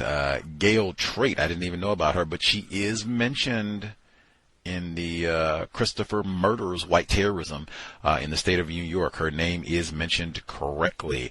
Even speaking of corrections, I will stand corrected. We had listeners in the book club. That's why the book club is mandatory. Like, wow. We had to take a pause just so that I can filter, but I mean, wow. Unless folks, total yawn. I know that does happen sometimes where we have guests on the program where they do not have like they're not sterling orators. They're not, when I think of like Dr. Umar, you're just captivated, riveted on the edge of your, ooh, wow, right on, brother. Like, no, Matt Gryta is not that, not even close. All of that said, reading, hang on, and do not interrupt anybody. I certainly always give folks an opportunity to speak. I do not interrupt anybody when they are talking. I have said this for years. I get tired of having to repeat that. Do not. I don't care what you have to say. Like, I really don't. I don't care what you have to say. Do not interrupt me when I am talking. And it should be no interrupting anyone when they are speaking. That should be part of counter-racist code. Continuing. Interruptions aside, people should know about Joseph G. Christopher. The Cows is widely hated for many, many reasons by everybody. White people, non-white people. So what? Man, I've called Mr. Gryta to confirm he was going to be a guest on the program. That's what I do with all of our guests. Remember when Professor Danielle King, non-white, female, victim of white supremacy, she was going to be a guest on the program, and then she called in, kicked us out, didn't even, participate, that sort of thing all the time. People even cancel on us like minutes before we go live. So I always confirm confirm. I dialed him, and I hate calling people on the phone. He said, yo, yeah, I have your number. He has my burner phone number. I hate talking to people on the phone because it goes bad. Like every time almost. It's just, everything I like doing via email. Like, let's do it that way. And, then we'll just chat for the first time via phone live on the program. I like that much, much better. But I called him yesterday to confirm, and he didn't say anything. He just hung up the phone. Now, for total info, he's obviously New York State. I'm in Seattle, Washington. I called him. It was 4:30 my time, approximately 7:30 his time. Now, I had wanted to call him earlier, but wow, the plantation was difficult for the Sabbath. Maybe, so-called holiday weekend, whatever. But it was a rough Sunday. Delayed me being able to call, even though I said, hey, he agreed to do the program at 8 p.m. Eastern. Like, I'm going to have to call him 30 minutes even later than this, 24 hours later, to do the program for 2 hours. So he should be okay with a quick, oh, we're doing the program tomorrow? Yay, nay, okay. Not taking up the whole evening. He didn't say anything, so I didn't know, like, uh-oh. Is he not, not talking, I'm not messing with you crazy niggers. I deleted the program because I didn't know. Said I'm not, going to have people false advertising like, man, Gus, you see coming on here. Because I told people Saturday, I read a little bit from the book and everything. That sort of thing. I mean, you have no idea. Interrupting me, ready to call somebody a coon, really challenges my patience. Wasting my time is even worse. Like, woo, super name calling. This one, however, though, by the time the confirmation and everything had happened, like, I'd already read, like, almost the whole book, basically. I had like 2 or 3 chapters left, but I basically read the whole book and done the promotion and things and all that, had everything ready to roll, like, lots of time invested. I'd spent days reading the book and everything. So, like, man, I would have been was upset, but then it was like, man, when I got to that part about Michael M. Payton, who testified in the flippin' O.J. Simpson trial, helped trash all of the forensics of LAPD. O.J. flippin' Simpson. Your world, Juice, your world. When I got to that part that I read from his book, Unnatural Deaths, where he talked about all the homosexual racism, his attraction to black males, man. I was like, now, how upset can you be? Because you maybe wouldn't have read this if you wasn't going to be a guest on the program. And now you got this extra book and extra information. And then I was really upset. Like, man, this book was published in 2014. We easily could have read this book like a long time ago, shared this information with Dr. Francis Cress Welsing, and would have been spectacular. Didn't get an opportunity to do that, was confused about racism, white supremacy at the time, so didn't get that chance. Let's see. Oh, okay. Didn't get that opportunity to share, but I mean, wow, it would have been awesome to share that information with Dr. Francis Cress Welsing, just to hear her thoughts on the theory of white genetic annihilation and what happened with this case, because I never heard that. Dr. Welsing lived through all of this. 1980, she lived through this whole time period. I'm assuming that she would have had to know, like, I can't imagine Dr. Welsing not being aware of this case. Like, that just doesn't seem possible. Sorry, I thought it was some other folks who were being loud in the background, and it was Mr. Gryta who was with us. I would have let him hang on the phone, but he was being loud. Like, if he had been muted, like, you can't be interrupting me either. Sorry about that for the other folks who were with us. You can just dial back in. My apologies. Thought it was folks who were talking or being disruptive on the line. My bad. Dial back in. Don't like having disruptions taken away, distracting from my train of thought. Anywho, but I would have loved to hear Dr. Welsing's thoughts on this. I just can't imagine her being alive, working on the ISIS papers in the 1980s. She had known Mr. Fuller at that point. I cannot imagine like her not being aware of what was happening in Buffalo. That just seems totally like 1,000% impossible. So she had to know about this case. It would just be how much detail. Or like she would have to remember, like, oh yeah, that's right, Buffalo, blah, blah. Man, did you read this? I do what? Attracted to all, and I don't know the Colin Cole case, if he knew him or not, but I mean, you got a black male who's known to be a sex worker and a female, and he just happens to find this black male in the hospital ward. He said there was no evidence that they knew each other, but wow. Neely Fuller Jr. said with Jeffrey Dahmer, that is the goal of white supremacy racism. He said, I normally don't even pick out someone as like a representative of white supremacy racism. He said, I wouldn't pick Adolf Hitler. I would pick Jeffrey Dahmer. The fungibility, remember that from the Man Not, Dr. Tommy J. Curry? The fungibility of black males. A thing. You're not a man, not a boy, just a thing. Take his sex organs, take his heart, fingers, body parts, all that. We just talked about that with Zachariah Walker.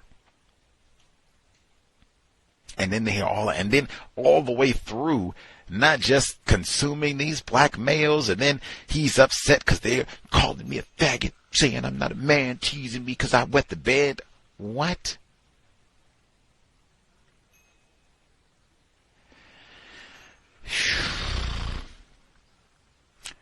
Neely Fuller Jr. talked about all of this.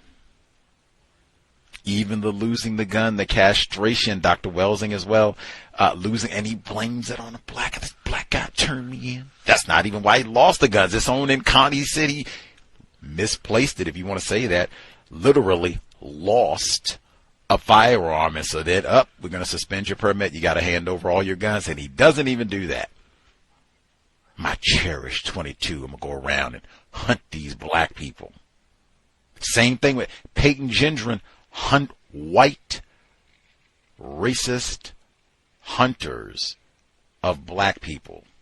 Said he used the same techniques that he learned with his white father to go out and carve up deer, carve out the hearts of black males, plural.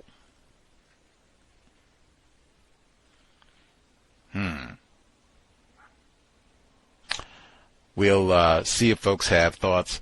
Take a quick break. Context of white supremacy.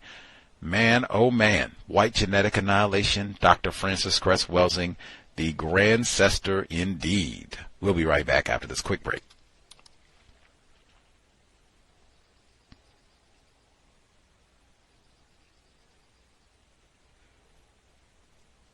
And from the late 1960s, after the death of Martin Luther King and the riots and the upheavals and all like this, and black people with their fists in there and all like that, and trying to stumble and fumble and find their way and get focus, the white supremacists made a blueprint and put it into action. And that is, I'm going to have these people so confused, they don't even know what they started out to do.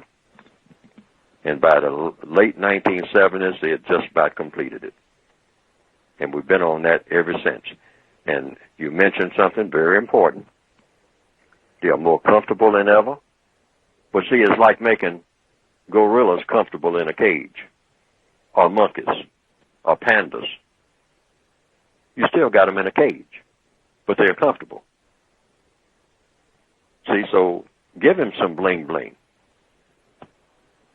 It's like giving an animal a brand new car and training the animal to ride up and down the street in it. And then you stand back and point at the animal. Like one white man said in the late 1950s. He said he doesn't care what kind of car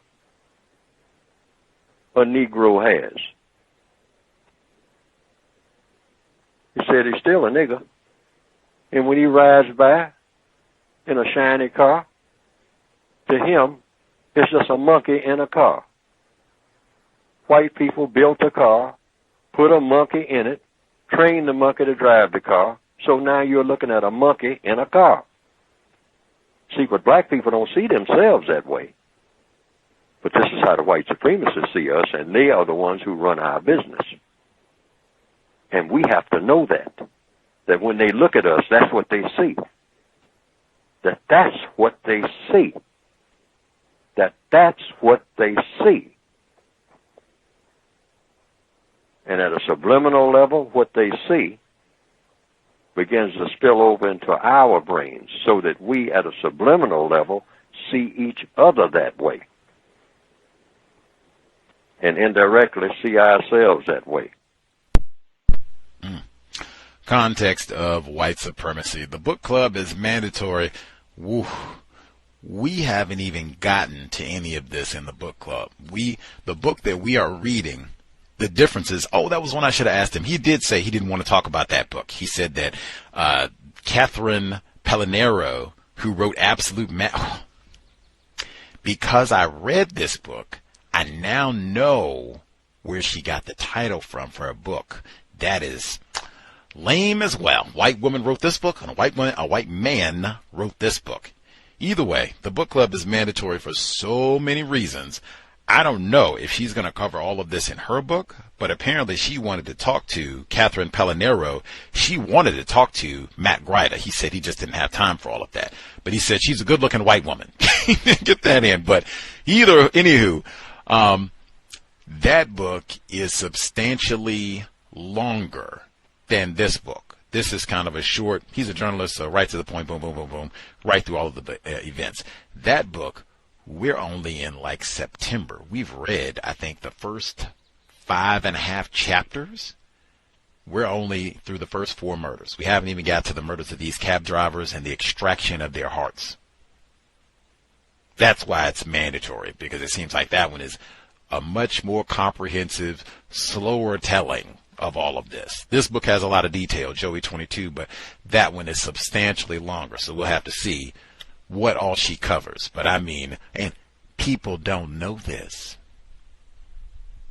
Quickly, they said within 10 years, there was an amnesia about this event where a lot of people seem not to know. Now, 40 years on, and you have a white terrorist attack at an East Buffalo Tops, and even then, no mention. He said he has not been besieged.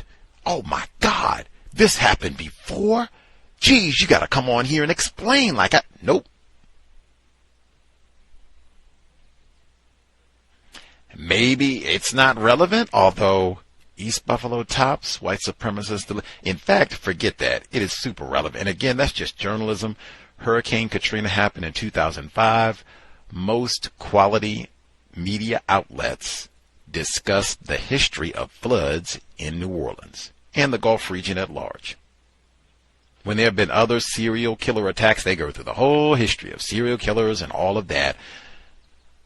You have a white terrorist attack, same area, and they had at the time of this, all of the events around this that I heard, he was talking about they had multiple white supremacist rallies in Buffalo, one of them on Dr. King's holiday in 1981, January 15. The Black Choir attacked on the highway, almost ran off the road. The coon hunting licenses being distributed in the air. None of that is even brought up when they have all of those tacky dialogues about, legacy of racism in Buffalo. Ooh, I don't even think people think of New York as a bastion of racism that has a legacy of white supremacist attacks. I don't even think of people think that way about New York State, any of New York. Even the reports, I was at the library yesterday preparing for the program and preparing for the book club, researching all of this. Wow. There is a report I read in his epilogue. He talks about Mr. Dobson, who's a black male.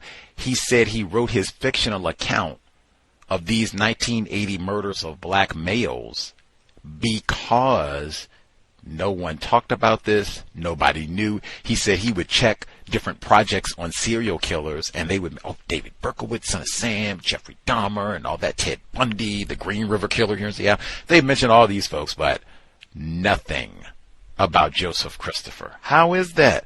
White supremacy, racism, and really black male privilege.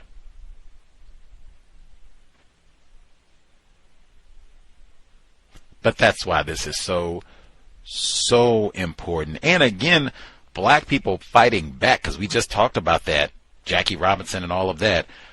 There were lots of black people. They were one of the black victims, attempted victims, threw Joseph Christopher down the stairs. Like, there are tons of examples of black self-respect within this entire narrative, and the black people who banded together, as he said, who were doing the thing in the car so they could see if they could try and dupe him into coming and trying to attack someone, and then they can, bam, catch him. Black people who got guns and all the rest of it. Like, there was tons of black self-respect, and black people saying, nah, we're not just going to be lame, cowardly victims to the kind, both in Buffalo and Atlanta. Make sure I give a quick acknowledgement, and then we'll check in with victims. Again, I believe that was our guest, Matt Gryta, who may have been interrupting Gus T when I was speaking, not the victims. I threw everybody who dialed in off the line once that happened. Victims, Matt Gryta, I threw him off, and I would never have done that. Normally, if it's a guest, if they stay on after they departed, as long as they're not being loud and interrupting and what have you, I'll let them hang out. But I mean, hey, you said you were leaving. If you're staying, that's fine. You should not be interrupting or being loud. Mute your line and be talking over. Oh, I absolutely hate all of that interrupting. I even hate that is kind of a part of black culture. It's a real church when having a dialogue and someone makes a point or what have you that, is exciting, or for whatever reason it resonates with you. And we got to jump up and yes, that's right, sister, and and all that. And sometimes they got to take over and talk all over top of you. Minister Malcolm X has done lectures and talks where he stops all of that immediately. Where he's, saying whatever he's saying, and we got to do something about these white devils, and they will get on. That's right, brother. And he's like, hey, the crowd will have to be quiet for me to continue. Like, that is the way to proceed. If it is serious, attempted counter-racist science, it should not be talking over and all of that. It should be orderly. You say whatever you're going to say. Orderly. Say whatever you're going to say. You do certainly does not need to be consensus, but orderly, not interrupting. I think that's just a part of white supremacy, racism. We have a lot of our white guests where they do a lot of that interrupting too, where, it's just some nigger, who's he? Gus Coon guy. We don't have to listen to him. I think that is a huge component of white supremacy, racism. So working against that, try our best. No interrupting at minimum.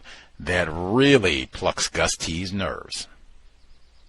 Any of the folks that Gus T booted from the line, if you have commentary, thoughts on what you heard from Matt Gryta, the number is 720-716-7300. The code 564-943#. Press star 61 if you would like to participate. I would say today's program, if anything, represents, why it is white guests only, no exceptions, and forever.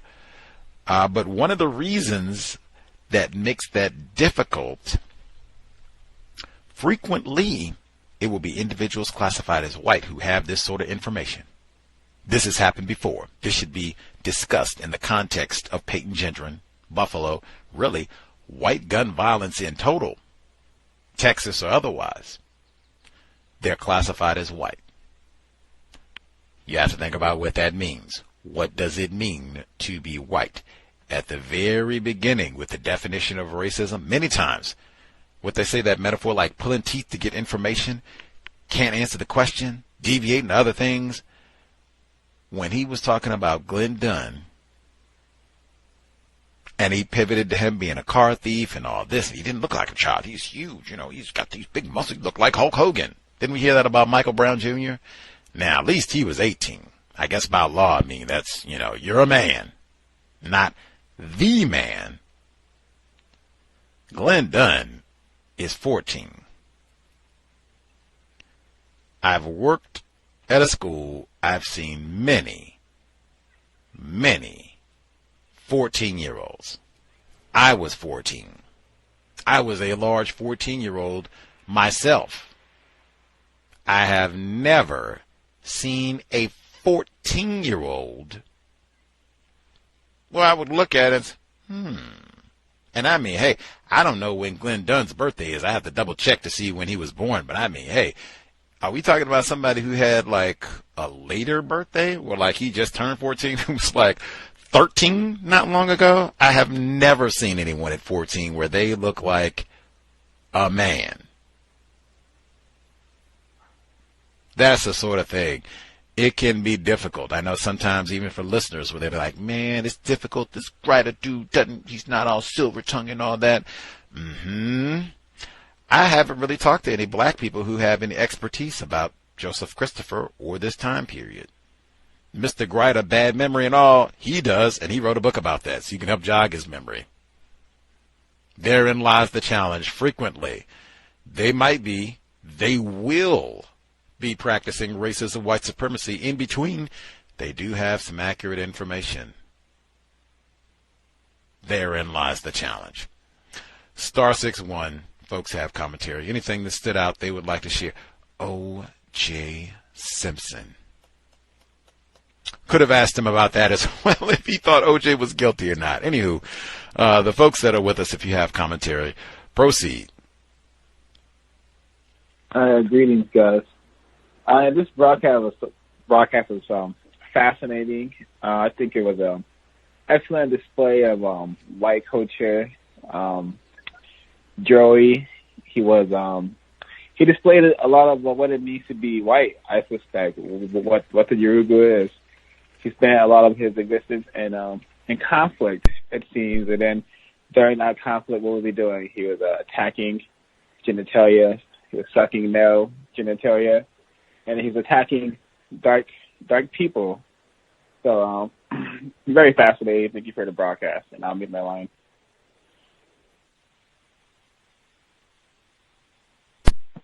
Reading more important than watching television. Any of the folks who have seen the FBI Files video that is available on YouTube, on this case, I have not watched it. And I mean, real talk, it will have to depend. Like, depending on what you all say, I might not watch it. Normally, I would at least take time to watch the video, but I mean, real talk.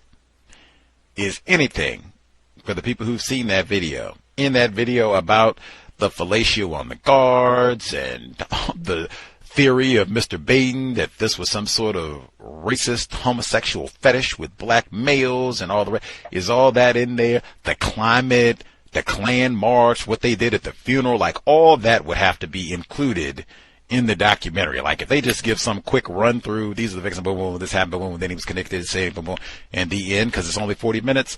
Yeah. Reading is way more important than watching television. No contest. Other folks? Yes. The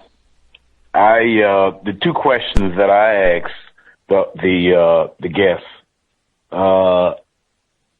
the first question, I understand that he is not something that he probably would have said. I'm not an authority on making suggestions to children, but as a journalist, he comes across a lot of information. And specifically, these particular type cases where white people are harming non-white people in the past and in the present, that just as I think he said 75-year-old white male, he certainly should have some suggestions on how to lower the percentages of non-white black people being harmed. But nevertheless, I wasn't expecting anything more than what he actually did. But even so, with the Vietnam question, now I'm like, you know, I don't know if he did any combat or anything like that, but as a journalist, I think he said, correct me if I'm wrong, he said he was a journalist in Vietnam, and I'm thinking he was a part of the military, not a journalist like for ABC or something like that, but in the military.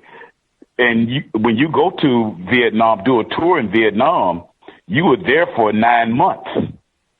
Out of that total year, you're at least there for 9 to 10 months. And I worked with a lot of people that was his age or older that went to Vietnam, and they had all kinds of stories about racism, white and non-white. And he couldn't come up with not one. You know, I find that probably him not telling the truth. He just didn't want to bring that up in the program, perhaps. And that's all I have to say. Thank you.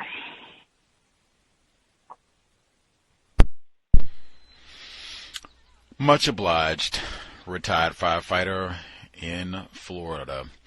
Very logical. I don't know where he would be stationed, as a combat journalist or whom he was around, or even because he said he had black homies. Like, wow, these must have been the most special black people ever at that time period if they had no trouble with racism, white supremacy. I don't know if they were also journalists or if they were, you know, troops or how they were serving, but that they should be worthy of interview. Like, right now, write a book. What were you doing? How was your experience? Like, what white people were you hanging around? Like, that is, yeah, good for suspicion. Other folks that we missed totally.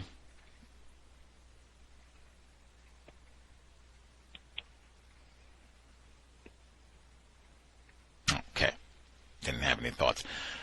Grand. Just Catherine Pellinero's book.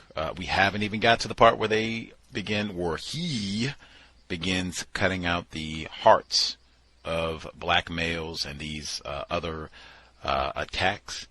The comment, I don't know how he deviated from how do you have any tips that black people can use to protect themselves from the Payton Gendrons and Joseph Christophers of the world. He deviated from that to, you know, this all goes back to old LBJ, which is like, now you're talking 60 years ago. This all goes back then. And his programs, social programs, just paying Negro women, he didn't say Negro women, but, you know, to have all these babies, and then they'll pay. I mean, that's when all this crime, that's when you got all the criminal element in the Negro family. Man, Daniel Patrick Moynihan, the Negro family, the case for national action. That is tired and old, like, wow. And even because he prefaced it by saying, ooh, I don't know, that's getting political. Like, he said that in the response, like, what? We asked, like, what can be done to keep us safe from white racist assassins? And we're talking about no-count welfare queens? Like, what? That's why I said it can be very challenging to extract, man, we need to get this information on him getting these hearts out, and he lost his gun and blamed it on the males. That white genetic anomaly, that's exactly what Dr. Welsing said. And he's taking the hearts out. Did he eat the hearts? Who knows? All of this, he's performing fellatio for extra food? What? He kills this black guy because he thinks he called him. All this is important, but, man. Daniel Patrick Moynihan, the Negro family, the case for national action. Long, I mean, like, 5-year-old bread stale metaphor, racist trope. Pregnancy, the sexual component there too. Sex crazy, got to be birthing, more nigger babies all the time. Incidentally, I did play that segment from Death Wish, Charles Bronson. That is mentioned in Catherine Palinaro's book specifically, where it was hinted. He even says in his book that there was a theory that the person doing this was trying to avenge some sort of sexual crime, ostensibly by a black male, against a family member. That's the whole theme of Death Wish. You have bands of rapists, generally with black males, and I mean, out of this, some of the most graphic. This is pornography. This is not soft porn. This is like straight XXX pornography. Rape scenes, the most graphic rape scenes that I've ever seen in film, and the great Lawrence Fishburne, like Blackish Lawrence Fishburne, Matrix Lawrence Fishburne, is a black male rapist in Death Wish 2. Gang rape, in fact. This, and they made like 50 of these. Like I said, they remade it, but over and over and over, this is being played. And this, people were saying, maybe the killer watched this. I thought, maybe he did. He would have had to, even when I played the sound clip, right? At first, man, oh, that doesn't sound like anything I want. He said, the gun is the penis. Maybe one of those folks, he's talking to Charles Bronson before he starts killing folks. Lots of black males. He says, maybe you're one of those liberals, you think the gun is an extension of our penis and that's why we're doing it. He says, maybe it's true. And then even the white guy says, well, maybe that is true. And then they get the... Gryta said, I don't know what that is. That doesn't sound like something I watched. Then as soon as I said, oh, that's old Charles Bronson. Oh, yeah. They made 1 billion of them. How would you miss it? And it's set in New York City. That's your state. Of course you saw it. Probably saw 5 or 6 of them. White, because that right there, white culture. And that right there, he said about the murders in Texas and all the gun violence. Charles Bronson, we celebrate this. I'm mad, so I'm going to get a gun and go out and kill, generally, some black people. And they have scenes, same thing that I read with the police department. They said at police precincts in Buffalo, and Gryta said he remembered this. Black officers said that they had, they would see pictures of the suspected killer of all these black males up. My hero.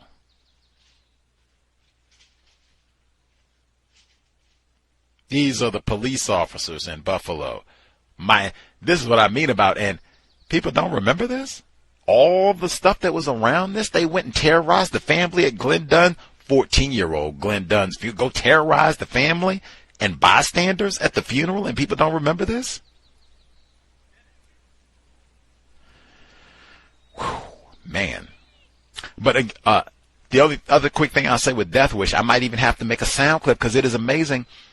It's the same thing with Joseph Christopher, where I brought up where multiple white witnesses, either willfully, directly, indirectly, however, they aided and abetted this white terrorist killer of black males.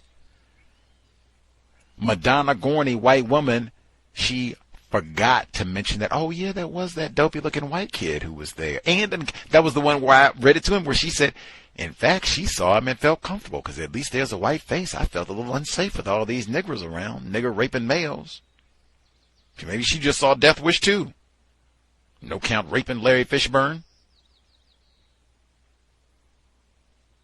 Multiple, and that's in, like I said, that's in Death Wish repeatedly. Even police officers, they become aware Charles Bronson is out here killing folks, mostly black males. And it's, They have one scene, I think it's in Death Wish 3, he kills a black male, shoots him in the back. I mean, this stuff is super illegal. If you did it, you'd be going to jail right now. Someone runs up behind him and steals his camera and runs off. And he shoots him in the black male, shoots him in the back. A crowd of non-white people cheer him on. They have a scene, I took a screenshot of it. They have a scene, Charles Bronson kills 2 black males, gets away with it. He goes home.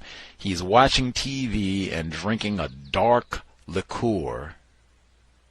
He's listening to reports about his vigilante acts, and they don't have a suspect, and blah, blah, blah, and the people that he killed have long criminal records. They're nigger males, of course. Just like Glenn Dunn, same thing that we heard, all these black males that get killed, but they stole a car and all this, and they're drug users and prostitutes. As he's sipping his scotch, Charles Bronson, he puts a magazine down, and the front cover of the magazine is about the lynching, about the vigilantism, and it's got a picture of a noose over a stoplight. And they pivot from that scene to a party of white people talking about the vigilante killings and saying that in order to create so-called racial equality in muggings, because mostly muggers are black people, they would have to make more white muggers. And everybody thinks this is so funny. And Charles Bronson is at this party having a good chuckle. Hiding in plain sight. Same thing they said about Joey Christopher. Hiding in plain sight. But that's all of this is white culture. Joey Christopher, I got my love of guns with my dad. We go out and hunt. Carve up a buck. That's what he said. His dad died. Lose my guns. I'm been castrated. Go out and kill some nigger males. Incidentally, he did get accepted into the Army. They have been talking about so-called extremism in the armed services. Haven't they had tons of reports about that? In fact, they've said that some race soldiers, they go to the Army to get more training so that they can become more adept killing niggers practicing white supremacy racism. College dropout link as well. I'll take that with Mark Furman and Joseph Christopher. Anywho, as I said, the book club will be here on Thursday, 8 p.m. Eastern, 5 p.m. Pacific. Catherine Pellinero's book, Absolute Madness. We have only read 2 sections, so we'll be able to go over all of this in greater detail. This should be mandatory. You're a Cows listener. You live in New York, like, oh yeah, you should know about all of this. Especially they're sitting around with the audacity. I'm going to try to get as many white people, Buffalo, Western New York as possible. They got the audacity to say that they want to talk about the legacy of racism in Buffalo. Well, let's start right here. Book Club Thursday, 8 p.m. Eastern, 5 p.m. Pacific. Any last comments folks need to get in? Are they satisfied?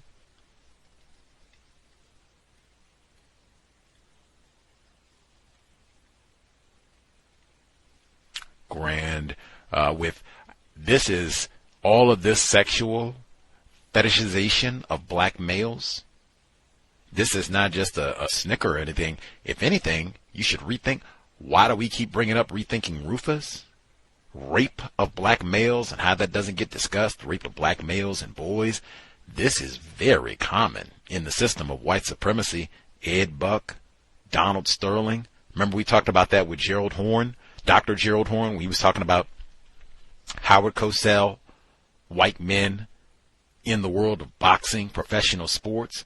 I'm just here to see if I can sexually proposition a black male, Larry Holmes, or one of these black male heavyweight champions, big brutish black males, physiques, proposition them sexually. Dr. Gerald Horne, in that context, he said that it was a white high school coach who was doing the same thing for black boys.